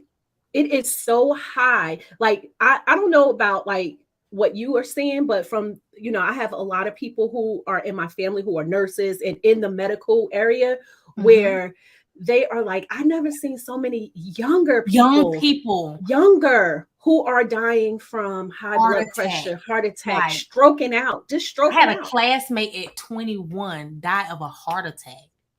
Like, if It's that's not a wake-up call, you got to relieve some. And somebody asks, how do you really do that? I have said I will take time for me, and typically it doesn't happen. It starts with the small small. things. Mm-hmm. Small things.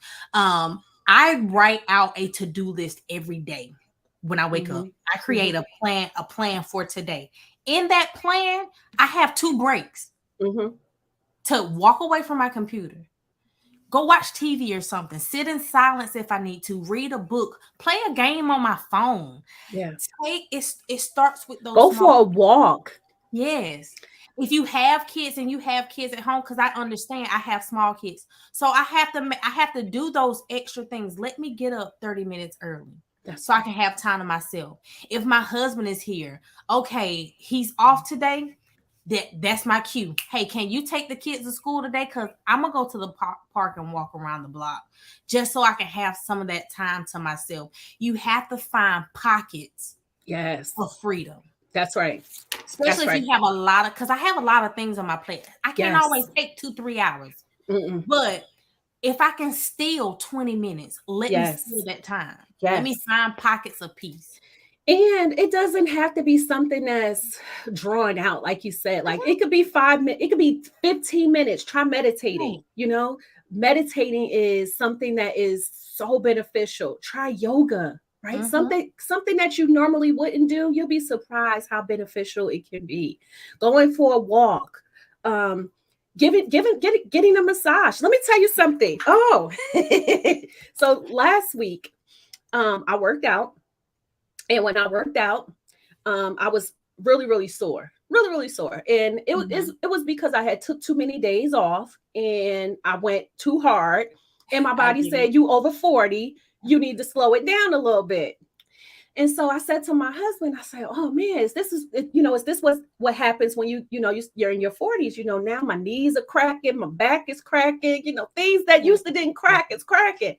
And he said, "Well, did you stretch?" And I said, "Well, I did. I stretched with the workout video." He was like, "No. Come upstairs. Let me stretch you out." And so I was like, "Well, what's happening here?" I'm ready. And so he said he goes and he grabs the massager. And I was like, "Oh." And he was like, "Relax." So I'm laid out on my mat. He gets the massager. When I tell you, the massager wasn't more than $40, okay? It was a hand one, but it felt like I was at a spa that was over $300. You hear me? Right. Absolutely. So you definitely have to find those things that's going to allow you a moment to breathe. Yes. And also look into what you're allowing to pour into you. Like when I'm working, I'm very intentional about some of the things that I listen to. So I may play like some meditation music while I work. I may listen to a sermon while I work, because it's important about what you're allowing to feed yourself, mentally, through your ear gates, through your eye gates. What are you watching all the time? And really be mindful of those things, because people don't realize you take in what you take in. That's right. And it absolutely, it manifests takes off your balance equally. It really affects you, what you listen to and what you watch. And That's people right. don't think that it has the magnitude to do that, but it does. It's just like when you listen to music, you're listening to Jasmine Sullivan break the windows out your car, and people out here busting out windows for real. Why? They're gonna be in jail. They've allowed that mantra to play. Girl, yeah, go pop his tires. What? No. But you allowed that song to feed what you're already thinking, and now you're jumping into action. It's the same thing. And Gabby said something really that really stood out to me earlier, and I was like, this is right on the money. It's so important to heal. And I Yes. tell people all the time, whatever trauma you don't deal with is going to show up in every area of your life, how you respond, how you act, how you think towards things. And you will be subconsciously sabotaging your business because of something that happened when you were 7. Yeah. And or you won't even be able to do certain things in Can't your function. business. You can't function. You can't function, or you become depleted, right? You can't hold your clients high if you don't think you're worthy. You can't raise your prices if you're afraid to raise your prices. Absolutely. You can't leave that full-time job if you're afraid that what you have to offer is not good enough, because you out here thinking, oh, I don't have this degree, or I don't know what imposter syndrome, all kinds of stuff, and healing is so important. And when my writers come to me, specifically my writers, I typically do 2 things with them. The first thing that I do is I do an evaluation, because a lot of my writers, they are people who have traumatic stories that they're right about. And so I'm like, okay, have you healed? And if they say, and I say, okay, let's go over what was the deepest moment that you had to go through, and tell me something that, tell me the story. And I watch them. If they start crying, I'm like, you need to come back to me in 6 months, because you can't get out here and tell your story if you still crying. And now you bleeding on people. Because you bleeding on people. Yes. And it's okay to go heal. We all have been hurt in some capacity. But how you dust yourself off, how you get back up, how you say yes to you and move on, that's what's most important. Give yourself the opportunity to deal with the emotions of whatever it is that took place. Yeah. Because especially for those who have like employees and different things like that, you'll see it'll start showing up in how you treat your employees, how you speak to them, how you lead them. Yes. All of those things start to show up. And I'm like, look, you're gonna go to jail. First of all, because you can't be talking to these employees in a kind of way. But it's not so much the employees, it's the how you respond based off of the trauma that you went through. Yes. It's almost like when you're in a marriage with someone. That's right. And you had childhood trauma, and now you've been in survivor mode for so long that now you're married to somebody, and you're automatically treating your marriage as if you're in survival, and you're trying to figure out, why are we butting heads so much? Yeah. You're treating them like you need to survive from them, and they ain't took you through nothing. Yeah. So, you're breaking that baggage. That baggage hasn't been cut off. You gotta cut that baggage off. In business. Yeah. People bring their emotional trauma into their business relationship, and they just don't mix. Yes, it does not. It doesn't. And let me ask you this. How do you like, I'm just going to say it because I take a stand. So listen, God is all in my business. Okay. And I take a stand because I am Christian. Okay. I would not be where I am if God was not in my life, because that is a big part of who I am. And so I hear a lot of people say, oh, you should not combine business with religion. And I'm like, well, listen, if you don't believe in something, you will fall for anything. And I know where my blessings come from. So I don't waver from that. And God talks about money so much in the Bible. Absolutely. And he also talks about burnout. Absolutely. And I'm like, it's right here. It's literally right here. Do not work on Sundays. Right. You should be resting. Take your time off. And it shows a perfect example of somebody being burnt out. The prophet Elijah. Yes. He was so burnt out from everything that was going on. He was like, Lord, I can't do this. She out here, Jezebel out here killing everybody. I'm the only one left. It was plenty of prophets left, but it was so much happening, and he never took the time. He was in there hiding in the cave. He was like, I don't see nothing. No, just come get me. Somebody come get me, because I'm over this.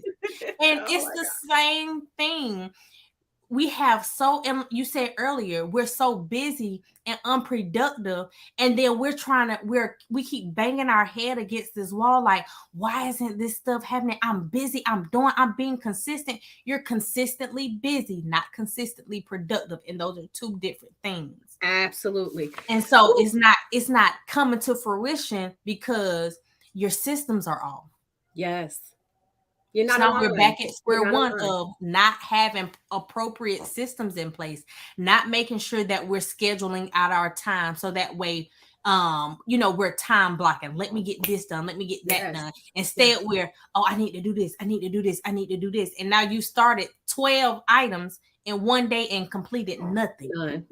And then you go the next day and do the same thing. You're starting all of these things and not completing anything. Yes. And it's okay to delegate. It's okay. Like, it's okay to, like, you have to let go of the control at some point. Oh my God, this person, they're going to steal my business, baby. It is let go of the control. Did I just freeze here?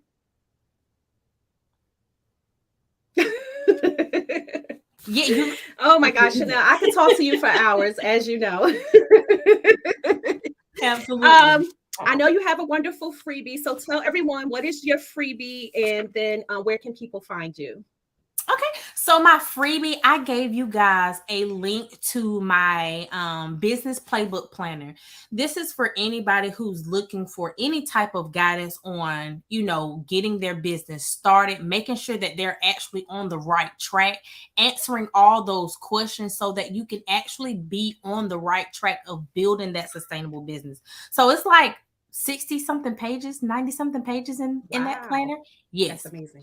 It talks about everything from starting the business, making sure you got all of your appropriate documentation for your business, branding ideas, marketing ideas, how to create a business lunch, the whole 9. So it is a full layout of actually starting a business. And it's actually the planner that I utilize for all of my startup clients and my course clients that take my business course. So awesome. That's a great freebie. If you are looking for me on social media, you can always find me at either at Nash Business Academy or I am Chanel Nash on all platforms, because I'm out there. I'm out there in the streets. Y'all come to the streets with me. Awesome, Chanel. Well, thank you for being here. You have been wonderful. And I love it. This has been amazing. So thank you. Enjoy your day, your rest of the day. Absolutely. And I will talk to you soon. Yes, ma'am. Thank you for having me, you guys. You're quite welcome, my dear. All right. Woo, was that good or what? Let's check out the comments. Let's see what's going on in the comments. And then we're going to take a 5-minute break. And then I will bring on my next speaker, who is phenomenal. So just give me a second. I just want to pop through the, a little bit of housekeeping. If you guys can click on the up top where it says give StreamYard your permission, that way I can see who's actually commenting, because if you don't, all it says is Facebook user. And I would love to, give you, to highlight your comments. Someone said, I had a stroke last year and it definitely changed my perspective on life. I don't stress the small stuff anymore. Absolutely. God bless you. My gosh.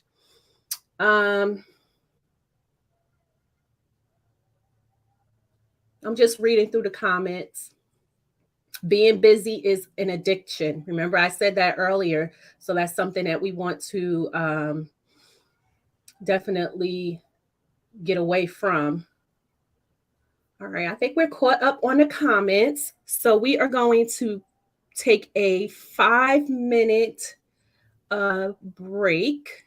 And let's see here.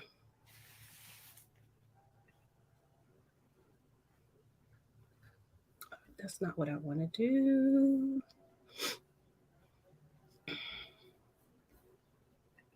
You guys, I'm in New Jersey and it is super hot today. Like, I am sweating bullets. Let me know in the comment section, where are you, and are you guys experiencing this heat wave? Because we are burning up over here. What is your biggest takeaway so far from the summit?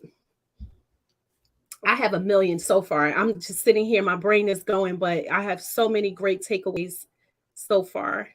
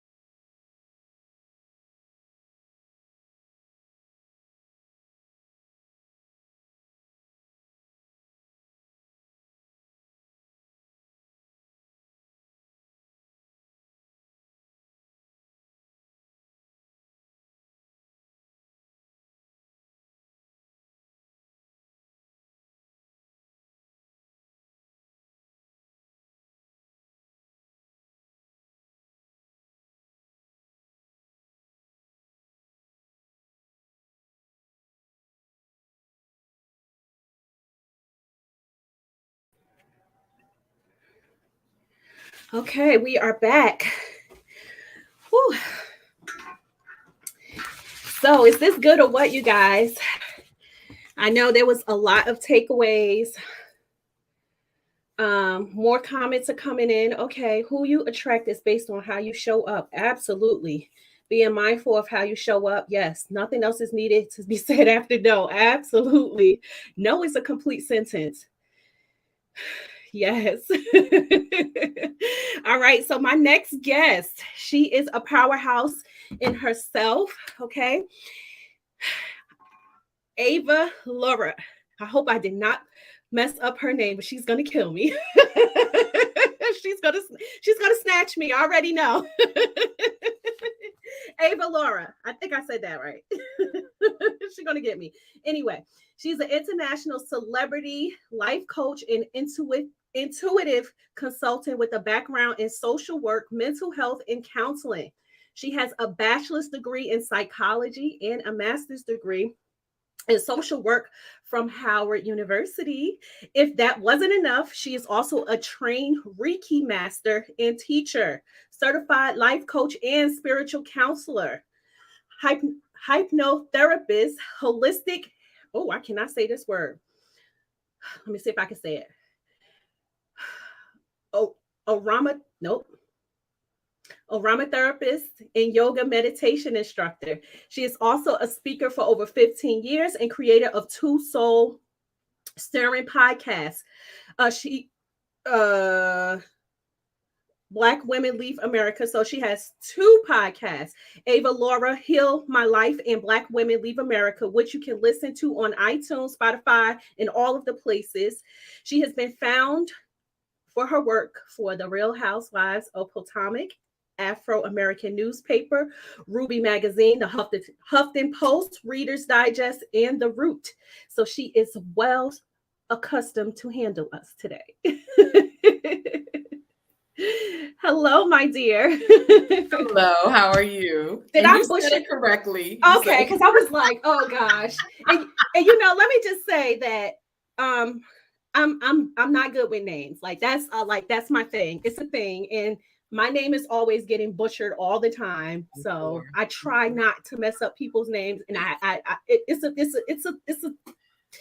it's a pet peeve for me. I mean, as a person with a unique name, I'm the same way. I do not like messing up people's names. So I get it because I, respect. Like I want my name to be said correctly, so I'm gonna say your name correctly too. Yes. So or welcome. Not say it at all. I'm like, hey son, hi dear. Yes. What up, sis? Yes. Oh my goodness. So as you know, we've been talking all things burnout. Yes. And so my question to you is, what does burnout mean to you? Yeah, I mean, I was laughing because I was behind stage and you're talking about the heat. First of all, I'm in Maryland. Yeah, and it's like summer right now. It's like over 100 degrees. So I feel like we getting burnt out. Okay, there's like different types of burnouts. We're getting burnt out right now because it's hot. Is I don't know what, and it's May. Like it's not supposed. I should not have my air on right now. I had to put it on. Someone in the comments was like, I'm in Florida and it's raining right now. I'm like, oh, rain. Like, really? Because we get plummeted with this heat right now. And then it's supposed to go back to 60s. I'm like, what is happening? So this is a form of burnout, clearly. We've sourced it somehow. But, for me, burnout and having my own experience of burnout coming from the social work field and being in mental health, counseling and all that good stuff. For me, burnout is simply when you have reached your end. Yes. You are sick and tired of being sick and tired. You cannot take any more. You can no longer function. And so, you know how when things might be bothering you, you might not be in a good space. You can kind of like maintain your composure. You can act like you have some sense and you have some home training and you can put on a fake smile and keep it chucking. When you're burnt out, you can't do that no more. Nope. Those days are over. you know, when they say you have my last nerve, you passed the last nerve. So you can't control it. You might be irritable. You know, you're showing up, you know, clearly not happy. Clearly something is really wrong. You can no longer maintain the niceties. You were just over the whole thing. Yeah. Yeah. So you've reached it. You're done. You're over it. It's time to go. That's burnout. So, have you ever personally experienced burnout? And Absolutely. if so, what did that look like for you? She's like, oh, absolutely. Yes. I mean, you read my bio and, you know, talked about, I got my bachelor's degree in psychology, master's degree in social work from Howard University. And I was really proud of that, really excited because I'm a healer at heart. And I want to heal. I want to help people. I want to make an impact. I want to leave a legacy. And I got into social work thinking that I could do all of those things. And like, you know, I'm going to heal the humans. Yeah. And I got into social work and I was like, well, shoot, I ain't healing nobody up in this system. Like, this is not what this system is set up for. I really just felt like instead of helping people heal, I was just helping people to maintain their dysfunction.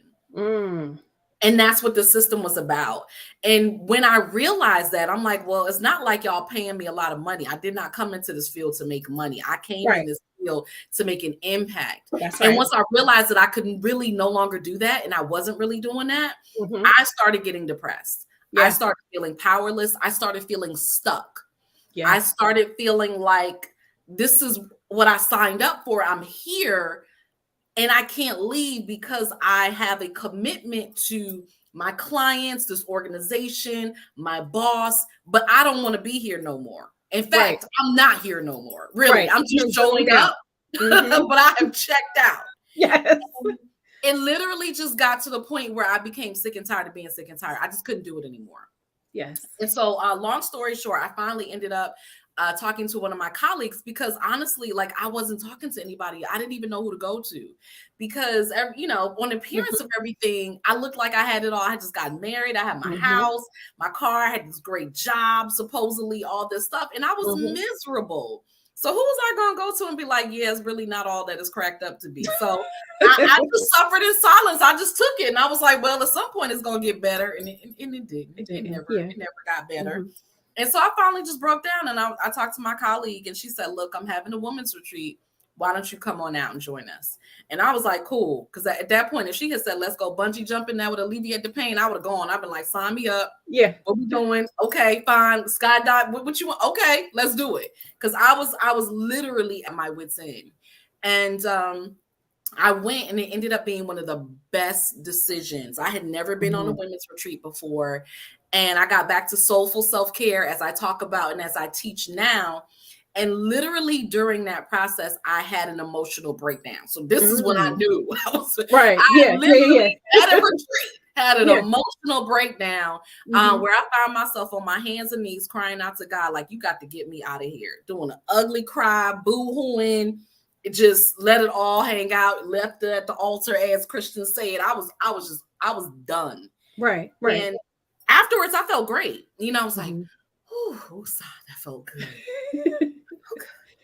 And then I was like, well, shoot, I got to go back to work on Monday. And pull myself together. This ain't over. As the world turned, you know, like I had to just go back to it. And it never dawned on me that I had a choice, that I didn't have to go. You know what I mean? Yes. Like, I made this commitment and I got to put everybody else before myself, even though I am so unhappy. I'm hitting the alarm, crying, not wanting to go to work, trying to figure out every excuse in the book. And I still went. And went to work Monday morning, showed up, and it was a regular day. And then my boss calls me into his office and he sits me down. He says, Ava Laura, it's been nice having you. And he slides me this envelope across the table. He said, you are an amazing person. It's been great having you, but I got to let you go. I'm going to stop you right there. I'm going to stop you right there. I'm going to stop you right there. I'm going to stop you right there. Because we have a similar experience. When I wrote my book, the weekend of my book launch was on a Saturday. that Monday. So I was working for a private equity firm, okay, for one of the largest banks, and they sold our division. You all know the company because they everywhere, okay? I'm They sure. sold our division. And I get in on Monday morning.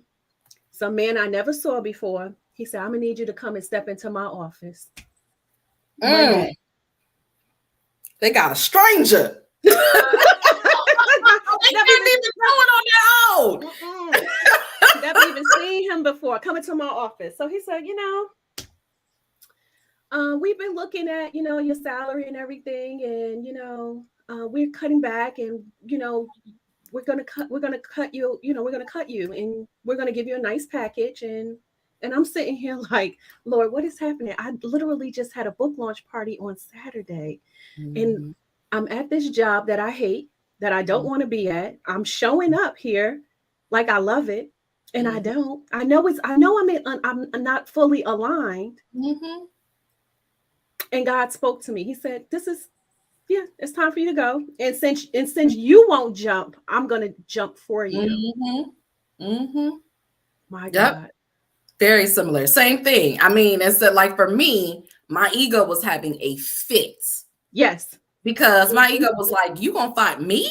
Me? Do you know who I am? Like, Google me. Like, dude, like what? Me? Yes. And you gotta understand, like, I was really very much a recovering perfectionist, overachiever, graduated 1A short of summa cum laude, and I'm still hanging on to that damn A. So you cannot fire me. I show up, I go hard, I go home.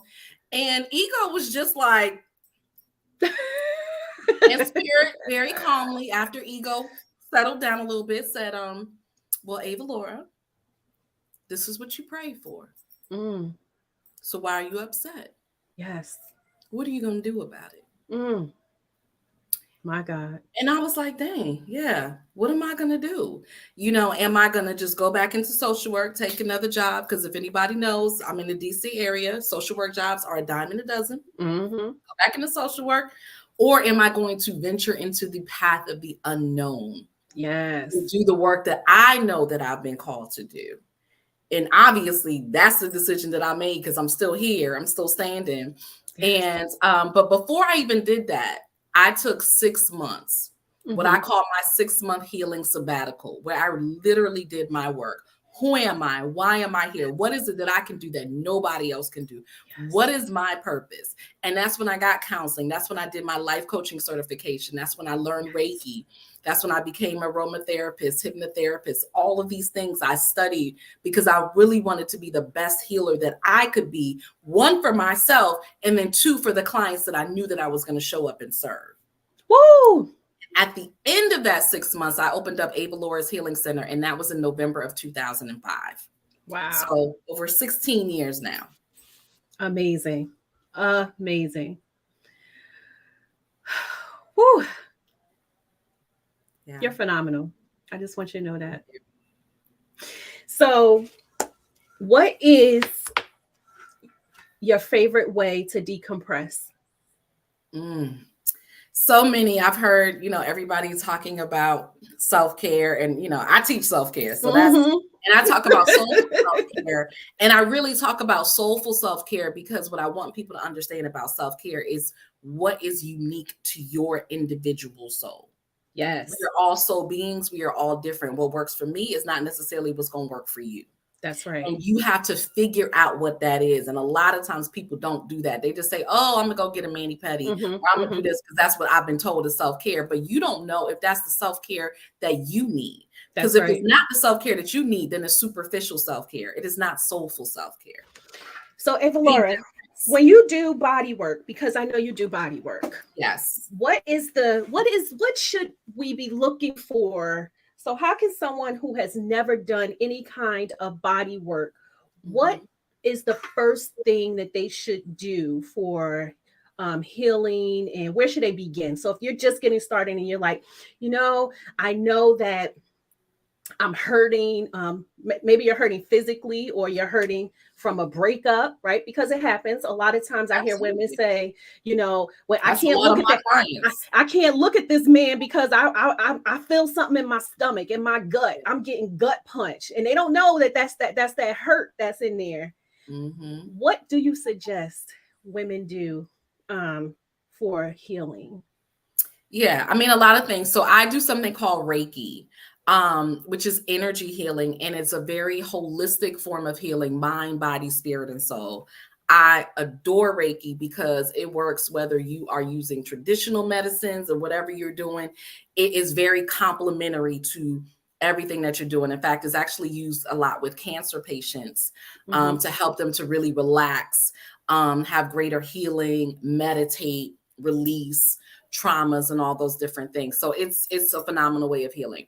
So the first thing to understand is that healing is not created equal. Everybody, again, is different. Everybody's needs are different. What are you healing from? What is the result that you actually need? Do you even know what you actually need? Do you even know who you are? You know, and so there's so many different things that go on into it. So a lot of times I have consultations with people first to just see, okay, where are you in this moment? What do you think you need? Because a lot of times people will be on YouTube University, Google and stuff, and they don't even know what they're looking for. So they That's all right. over the place going down the rabbit hole. And so then I can say, okay, based on what you're going through, this is what I would suggest. And so really start to talk about it. But the biggest thing I would say, the first thing to do is get help.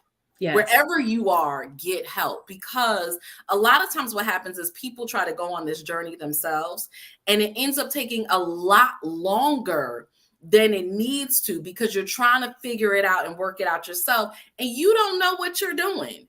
You know, I tell people all the time, my car breaks down, I'm not going to go on Google. I'm not going to go on YouTube and try to figure out what's wrong with my car. I don't know nothing about cars. I know how to get and go. That's it. That's right. I right. don't know how to do nothing. I'm going to take it to my mechanic and say, what the heck is going on with my car? Let him assess it and tell me. And then, all right, how much is it going to cost? Go ahead and fix it for me. That's right. And so here you are. You don't know, you ain't studied psychology. You haven't studied mental health. And I'm not talking about reading books and listening to podcasts. You don't have no degrees in this, nothing. And now you're trying to figure out what's going on with you by yourself. It doesn't work that way. I'm trained in this and I can't figure me out. I'll go to a coach. That's right. I go to a healer. I'm not doing this on my own. You know, they say the doctor that works on himself has a fool for a client. That's right. So you need to get help, get professional help. Let somebody guide you and help you along in this process to make it easier for you. So now we can determine what you need together and what's the best thing to do. Yes.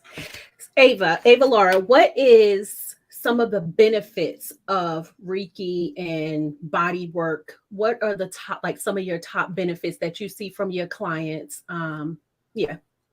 Yeah, absolutely. It's like, so one of the things that I absolutely adore about Reiki, first of all, Reiki led me down the rabbit hole. Okay. It was one of the first things that I did in my 6-month healing sabbatical. And it literally led me down the healing spiritual rabbit hole. And one of the biggest things is that it allowed me to really see me. Yes. In a very deep way, in a very different way. And so not all the stuff that everybody's talking about, all this people stuff in the outside, but really allow me to see me and face me.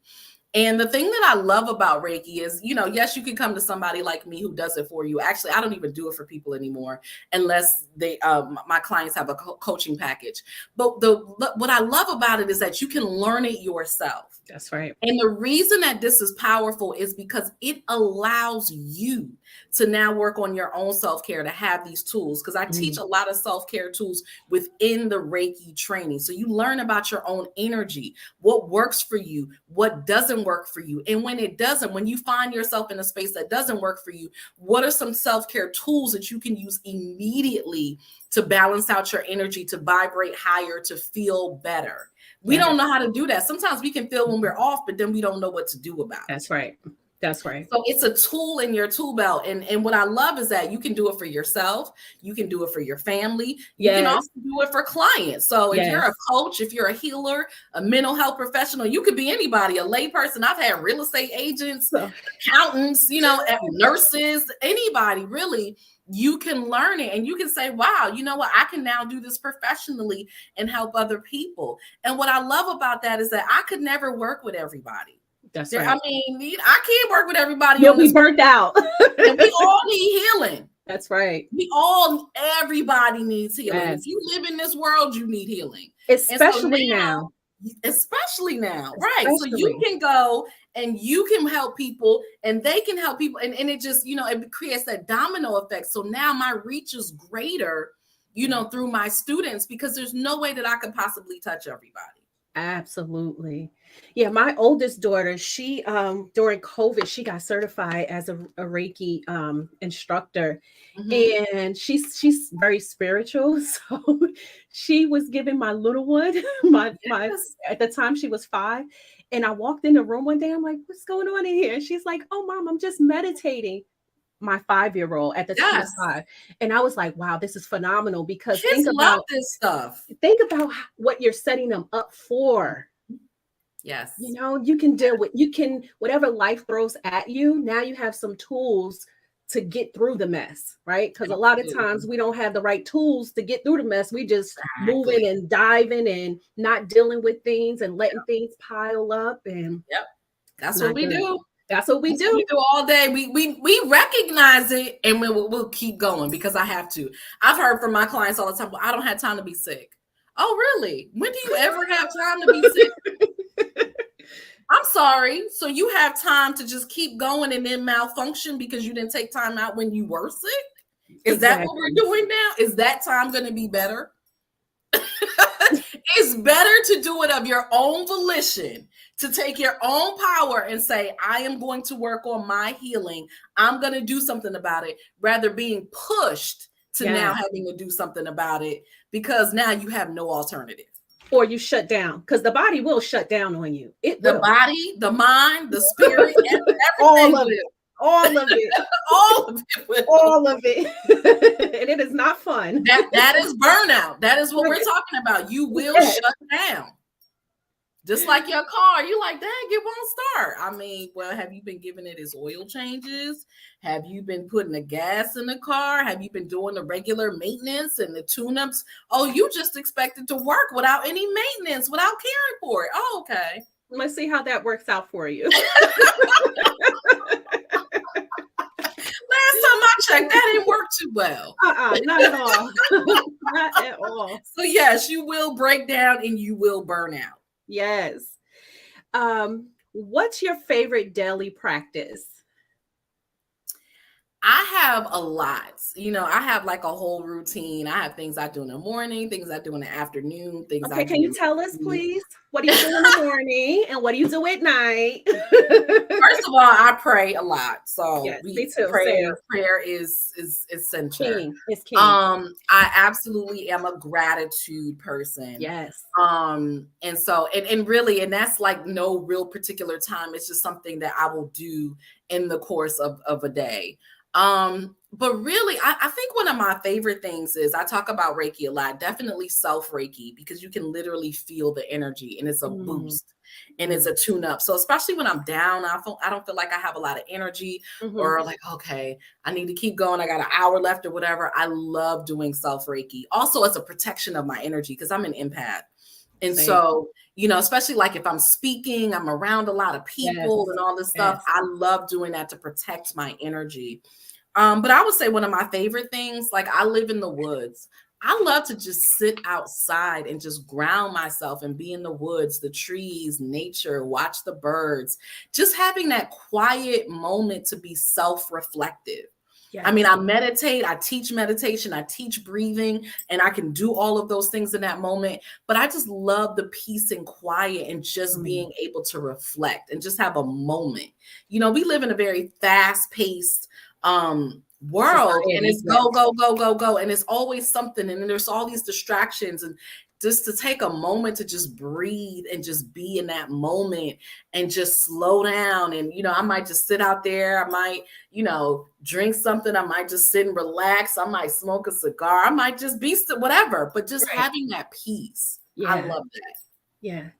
And what about your nightly routine? Nightly routine, definitely I'll take a moment to kind of just meditate, decompress, do some self-reiki to like release any energy. I think one of the things that we don't recognize is when we're taking on other people's energy. And so just release the energy from the day. You know, I say all the time, like we believe in physical detoxes. We'll do a detox for our body, right? Right. So we'll take these herbs or we'll limit certain foods, drink, you know, smoothies and all this stuff or teas to detox our body. But what about detoxing your energy? Yeah. You know, or what about all the stuff you accumulate that ain't yours? And so I'll do self-reiki to release that. I don't want to go to sleep with it. You know, I don't want to carry it in the bed with me. Let me ask you something, because you touched on something and I need some clarity on this. So you mentioned energy coming in. Yeah. What are your thoughts on allowing other people to give you massages in their energy? Yeah. So I mean, I am very, very sensitive and very in tune and very aware. I am a full believer in getting Reiki treatments, getting massage treatments, acupuncture, chiropractic, getting your hair done. All that stuff, right? Because it's all an exchange of energy. But I do think that you should be careful about who you are going to. I stopped going to somebody who did my hair because I didn't like her energy. I have absolutely done that because first of all, I'm working with people all day. I don't want to come to you and now you spilling out your problems to me. I am not on the clock. I'm not getting paid for this. In fact, I'm paying you. Exactly. And then you got all these issues. I don't need that in my sphere. No, ma'am. You know, I had a massage therapist one time. She wanted to talk during the massage. I'm like, ma'am, this is my time. Yes. This is not your time. I don't want to hear you. Stop talking. So energy, yes, that stuff is important because again, they're working on you. That you're in their space. They're in your space. So you are absorbing and taking that in, whether you know it or not. That's right. Yes. And, you know, who you allow in your space. And when people touch you, you transfer energy, you know, and a lot of times, and I'm just going to say it because we all adults, when you are intimate with people and you, you're wondering why you can't let go. Okay. It's because you have some soul ties because they have, you know, released their energy on you or in you that should not be there for you. Yeah, there's actually a technique that I use called cord cutting, which is all about releasing the energy between you and another person, because that's exactly what happens a lot of times is I've had people, I've gone through a divorce or a breakup or whatever, and I'm trying to let this person go and I can't stop thinking about them. I can't let them go. And so a cord cutting is actually a form of energy healing as well, to release that so that you are no longer tied to that person energetically, spiritually, emotionally, all that good stuff. Because we look at the physical, you think just because you ended the relationship is over. But that energy exchange, especially if you've been intimate, is still going. It sure is. It sure is. We don't understand. This is just one plane. And this ain't even where everything goes down. Where everything goes down is on the spiritual plane. Yes. This is just a little bit that we see, but everything starts in the spiritual. It sure does. And it's important. This is the most important work. And if people realize that, I mean, it's life-changing on so many levels, you know, not just to keep your stress levels down, but to prevent things from happening down the line. You're talking about things that are generational. You're talking about stress ties, things that we pass down to our children. You know, this is the most top priority self-care. And, you know, my hat goes off to you because I know what it takes to do that type of work. And it's a lot of energy, you know, and it's a lot. And it's needed. It's well needed, you know, and us as women, especially women of color, we have to start looking at how we handle our self-care?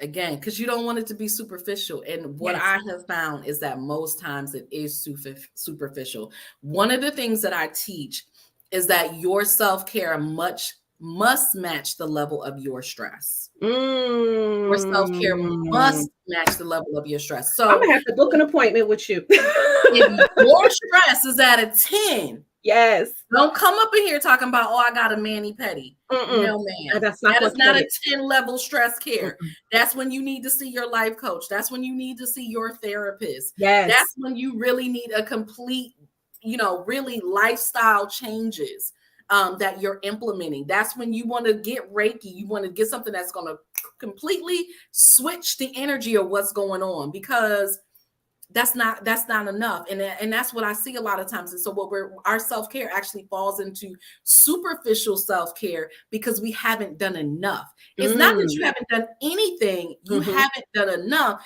And then you say, oh, well, this ain't working. No, it's not working because that's not enough. Yes, you have to do more. If you got cancer, you ain't gonna take Robitussin thinking it's gonna get rid of the cancer, right? You got to get chemo. You have to do something more extreme because it's more extreme.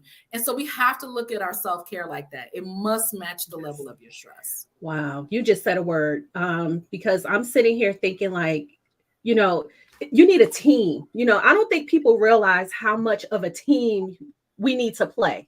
Like, team does not just mean, oh, if I'm a CEO, I need employees and people to do things for me. Yes, that's nice. However, you need a team for self-care. You need a team of people who are keeping you at the level that you can survive at. Yes, absolutely. I mean, because there's one technique that I learned to calm me down, the tapping. EFT, emotional freedom technique. That alone has saved me from blowing up on people, has gotten me out of situations, just to recenter myself, Yep. And if you don't have those little tools, you're going to be in a world of trouble. Yeah, you have to know really how, again, soulful self-care, how to take care of you. Yes. You got to understand that. And too many of us don't. And that's why we're not successful or fulfilled, not because we don't have a lot of great things going on, but because we don't really know us and we don't know how to take care of us. Yeah. I can't tell you how many clients that outwardly are so successful. They're doing very well in their careers. They're making money. They have a good family and all this stuff, but they're not happy. They don't know how to take care of themselves. They don't even know what they uniquely need. And so you're absolutely right. Like, whatever, life is just going to keep lifing. Let's just call it. Life is going to keep lifing. There's always going to be something going on. So, but do you have the tools to deal with whatever life brings your way? That's self-care. That part. If you don't have that, you ain't practicing self-care. You're doing something else. You're doing something else. Oh my goodness, girl, you are preaching the word over here. Been there, done that, got the t-shirt. I have seen it. So yes. And so I tell people all the time, like, I got tools for days. I have so many tools. My clients get over-tooled. They're like, okay, what you got for this, Ava Laura? I got something for everything. So EFT, that's something that I teach my clients, but I also teach them something called WAVE. What am I feeling now? And it's a step-by-step process of actually how to assess and release your feelings in the moment. Because how many of us carry around feelings for months, 2 months, 3 years, 5 years, 10 years, and don't understand we're still holding on to those feelings and traumas. And that's what's causing that heartache, that heartbreak, the heart attack, all these things that are going on because we're carrying it with us. Yes. Suicide, all types of things. All of that. I've seen people come back into other people's lives 20 plus years, holding on to things that happened 20 years ago. And you're like, are you kidding me? People are hurting, and if you don't have any tools to move you forward, you're in a world of trouble. So yeah, I love this whole spiritual healing. And I think it should be at the forefront of schools. It should be it should just be priority in a lot of areas, especially in corporate schools, like across the board. Because when you're emotionally intact and you can really recenter yourself and not let the world make you feel overwhelmed all the time, and you know how to step away and you feel really good with stepping away, because sometimes you have to step away, but not beat yourself up about it, right? We tend to beat ourselves that is a part of your self-care, stepping away. Okay, exactly. I will leave in a minute. And you know what? But the funny thing is, when you know, it's no hesitation. For me, I used to hesitate so much, like, or ask other people opinions. Like, nobody opinion is higher than mine. Nope. How I feel matters. No is a complete sentence. I guess I set boundaries all day long. When my body tells me is something is needed, I am going to fulfill it. Yes. You know, I teach boundaries a lot. And I'm gonna tell it's a boundary that a lot of people don't even think about. A lot of times we look at boundaries as something that somebody is doing to us. But what about the boundaries that we don't honor for ourselves? Something very, very simple. Do you go to the bathroom when you need to go to the bathroom? Or do you just sit and hold it? Oh, I'm working on this. Give me a minute. I got 15 minutes, or give me another hour. Do you honor your needs when you need to? Do you drink water when your body says, like, I'm thirsty? Do you even know when you're thirsty? Oh my God. Do you eat when you're hungry? So these things, we talk so much about other people, but what about how are you honoring and caring for yourselves? Yes. Boundaries is self-care too. Yeah, and I think to add to that, we are so detached, that even when you are getting the signs, why are we ignoring the signs? Yeah.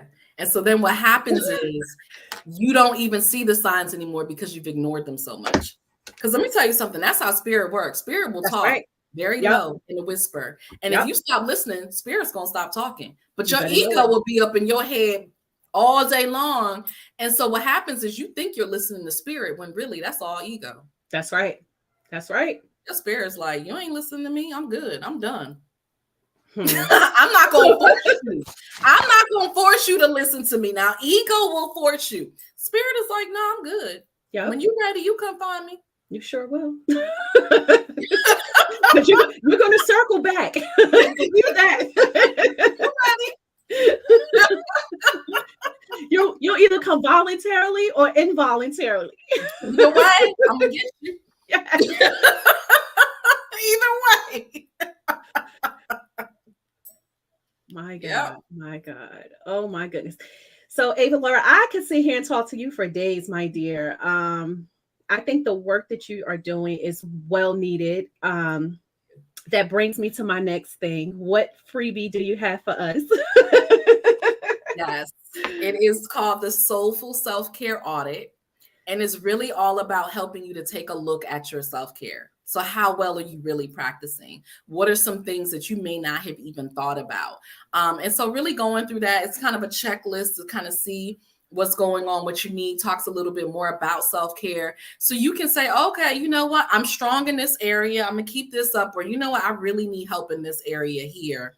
Let me get some help, or let me find some resources to help me in this area of self-care because I'm not doing a good job of that.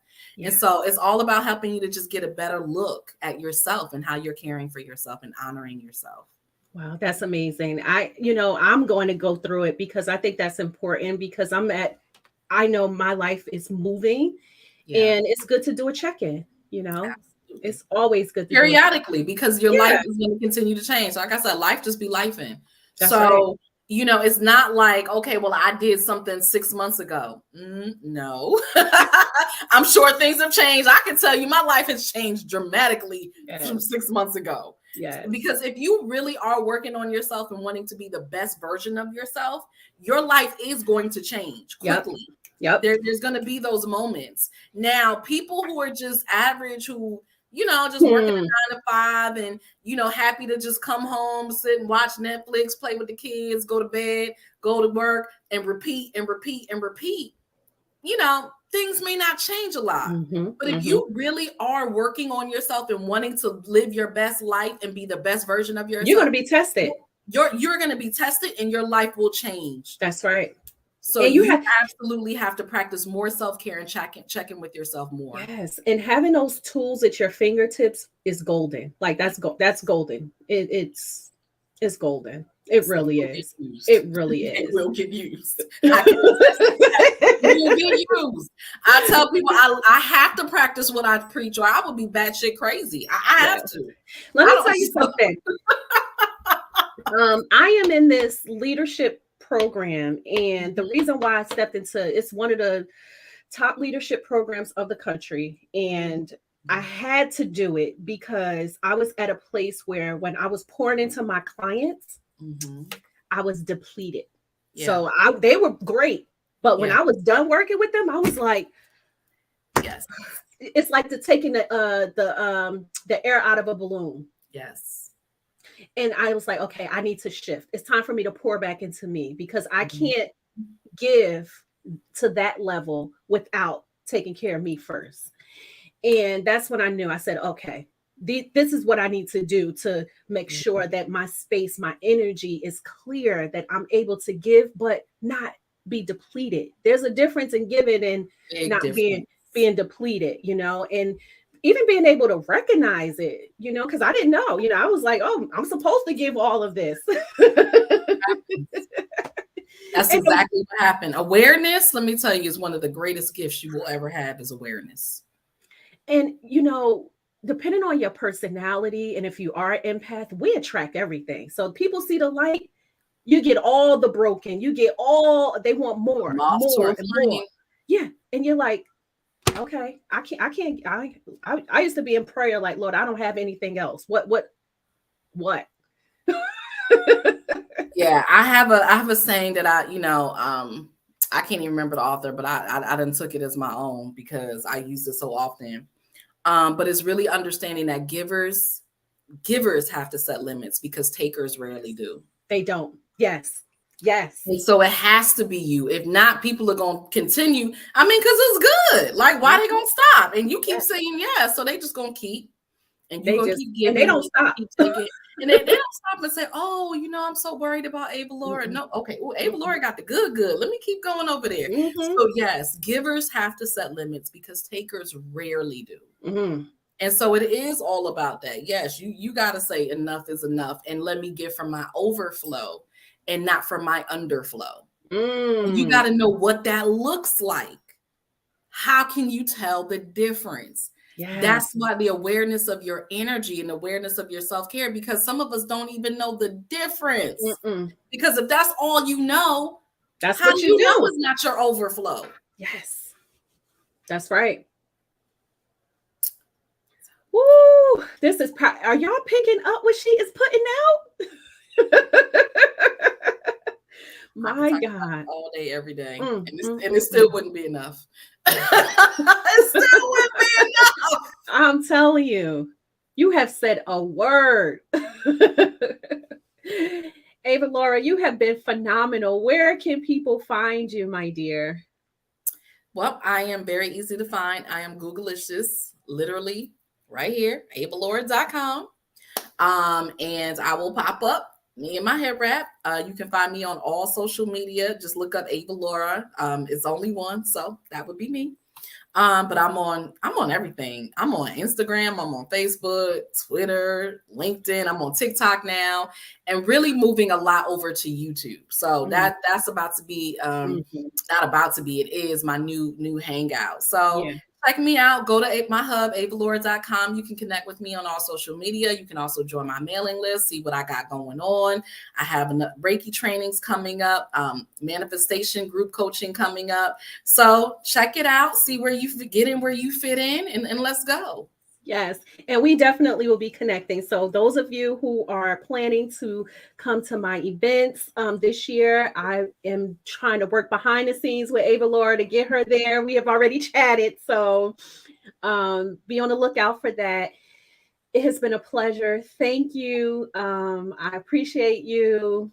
And thank you again. And I will see you soon. Thank you for taking the time out of your schedule. Yes. I appreciate you. And thank you so much. I don't even know what else to say. I'm just like, You have said enough. Thank you for having me. I appreciate you. And thank you for having this forum. And thank you for all of you who are watching. I am a firm believer in people making an investment in themselves. Your time and energy is important. And so just sitting here right now and listening to this, you have decided that this is how you want to spend your time. So thank you for doing that and honoring yourself. That's right. Oh my gosh. Oh, so much love. Cindy, Okay, so much love. thank you. Thank you. Don't burn up there in Jersey. Yes. Sweating bullets. All right. All right. Have an amazing Bye. day. You Bye too. bye. All right, you guys. So, woo, was that amazing or what? What's going on in the chat? What is happening? Awareness, nothing but jewels dropped today. Yes, yes. When you realize that you didn't have to let go. Yes, yes. Yes, you guys. So listen, I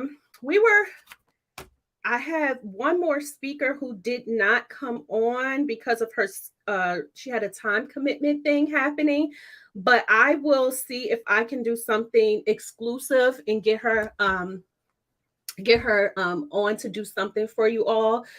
So I wanted to add a little bit to, I know we've been talking a lot about burnout. We've been talking a lot about, what happens, what it looks like internally, externally.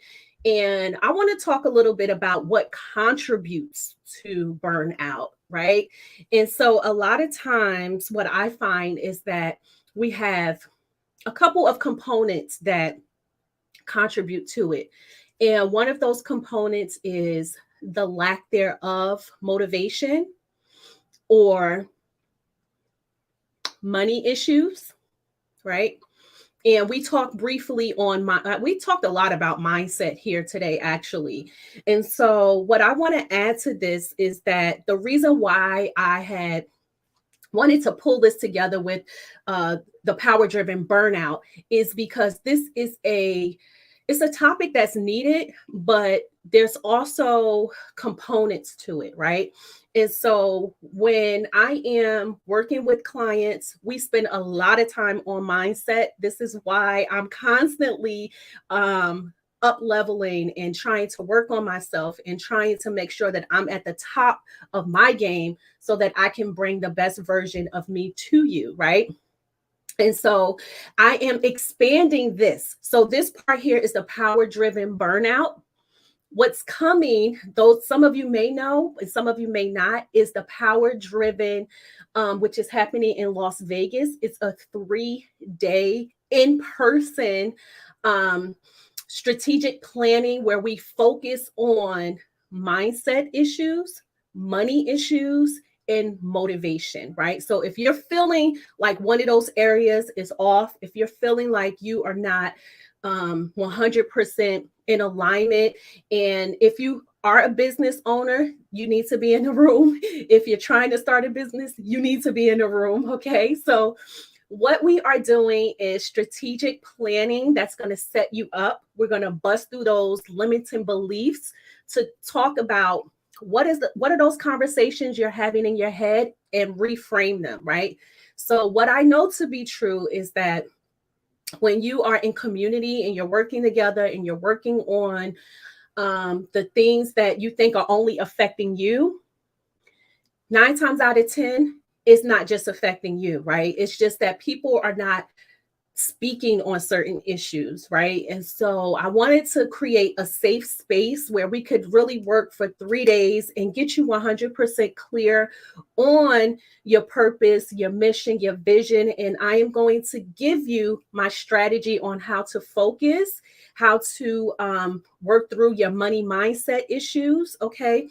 And give you the tools so that you can stay motivated when you come back home, because motivation is not, a lot of times people say, oh, I don't feel motivated, so I can't do X, Y, and Z. When the reality is that motivation comes and goes, but I want you to be able to ignite that within you. And that's what we're going to be focusing on at the Power Driven Conference happening in Las Vegas. It's June 9th to the 11th. Okay. My ambassador who is in the building, I see two of them, Melinda and Donna are in the comments section. I have a coupon for you. So for those of you who have been on the summit, I have a coupon code for you, and I want to give that to you. So I'm going to stop this here. The coupon code is FUN. And let me just get this to you.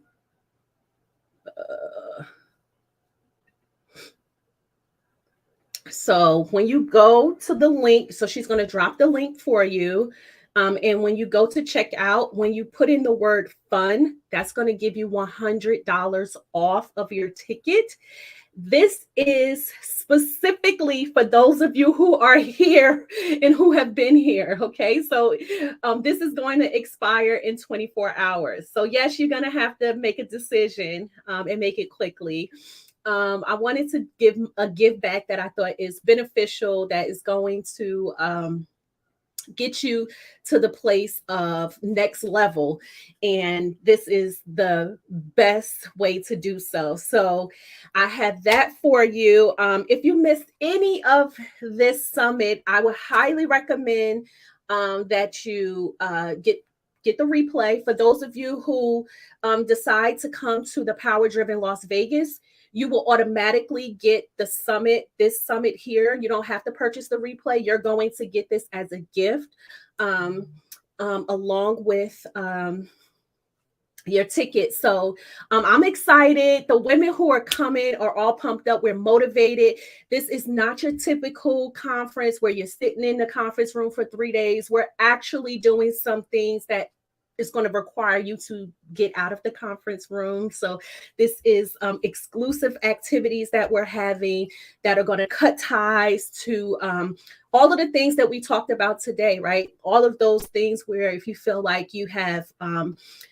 childhood things going on, or you don't feel 100% like yourself, we're going to work through those issues in the conference room, and then we're going to actually do some activities outside the conference room. That's going to be life-changing.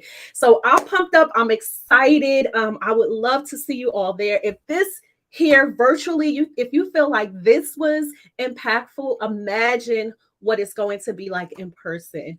I can only say that when you're in the actual room with people and making that connection and, really being in community, you can feel the energy, right? We've been talking a lot about energy today, and feeling that energy, feeling that love, feeling that momentum is priceless. And what I know to be true is that when I have been to events, I know that sometimes, you may feel like you didn't come and you didn't get everything that you have needed.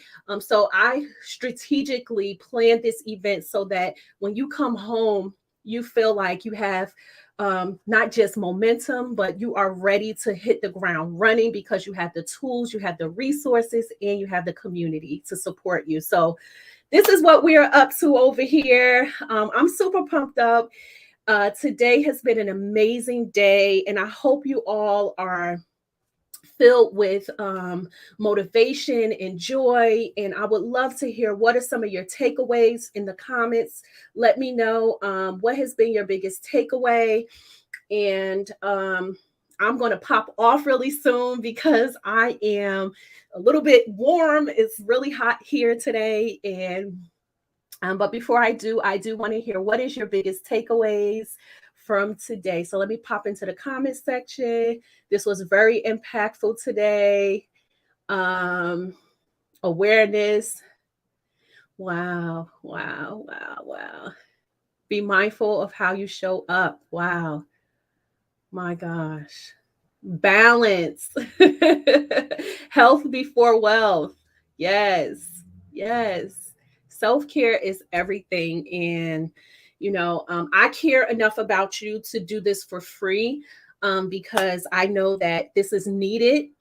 And I would love to see you at the conference in Las Vegas, because that is the second part to this, right? This is just the beginning. The second part will actually unleash and unlock everything else. So with that being said, thank you for spending your time with me today. I am super grateful for all of you who have spent your day here, and I hope that we have unleashed and unlocked something in you to do more for yourself, more for you, to put yourself as a priority, and really think about how you are showing up. And yeah, that is it. Don't forget, for those of you who missed any of this, you can purchase the replay. My ambassador, who will be at the conference, has been dropping all of the links, so that is there for you. Remember that the deadline for the coupon is 24 hours from today, so it will expire. You get $100 off of your ticket. That's any of the payment options, in case you are wondering. And let's see, there is some new comments down here. Let's see. Yeah, get out of the mud first before sharing. Yeah. Thank you to all of the ladies who were here today. I cannot say enough about your leadership.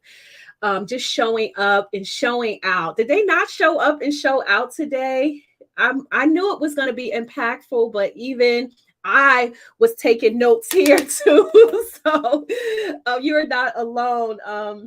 I still feel the highness of this event, and all I can say is, ladies, you want to be in Vegas. You want to be in Vegas. Get your tickets, because the conversation is not going to stop. We're going to continue and take it to the next level. So I'm super pumped up. I hope you have enjoyed this conference. And I will see you all in the next one. Have a great weekend and take care.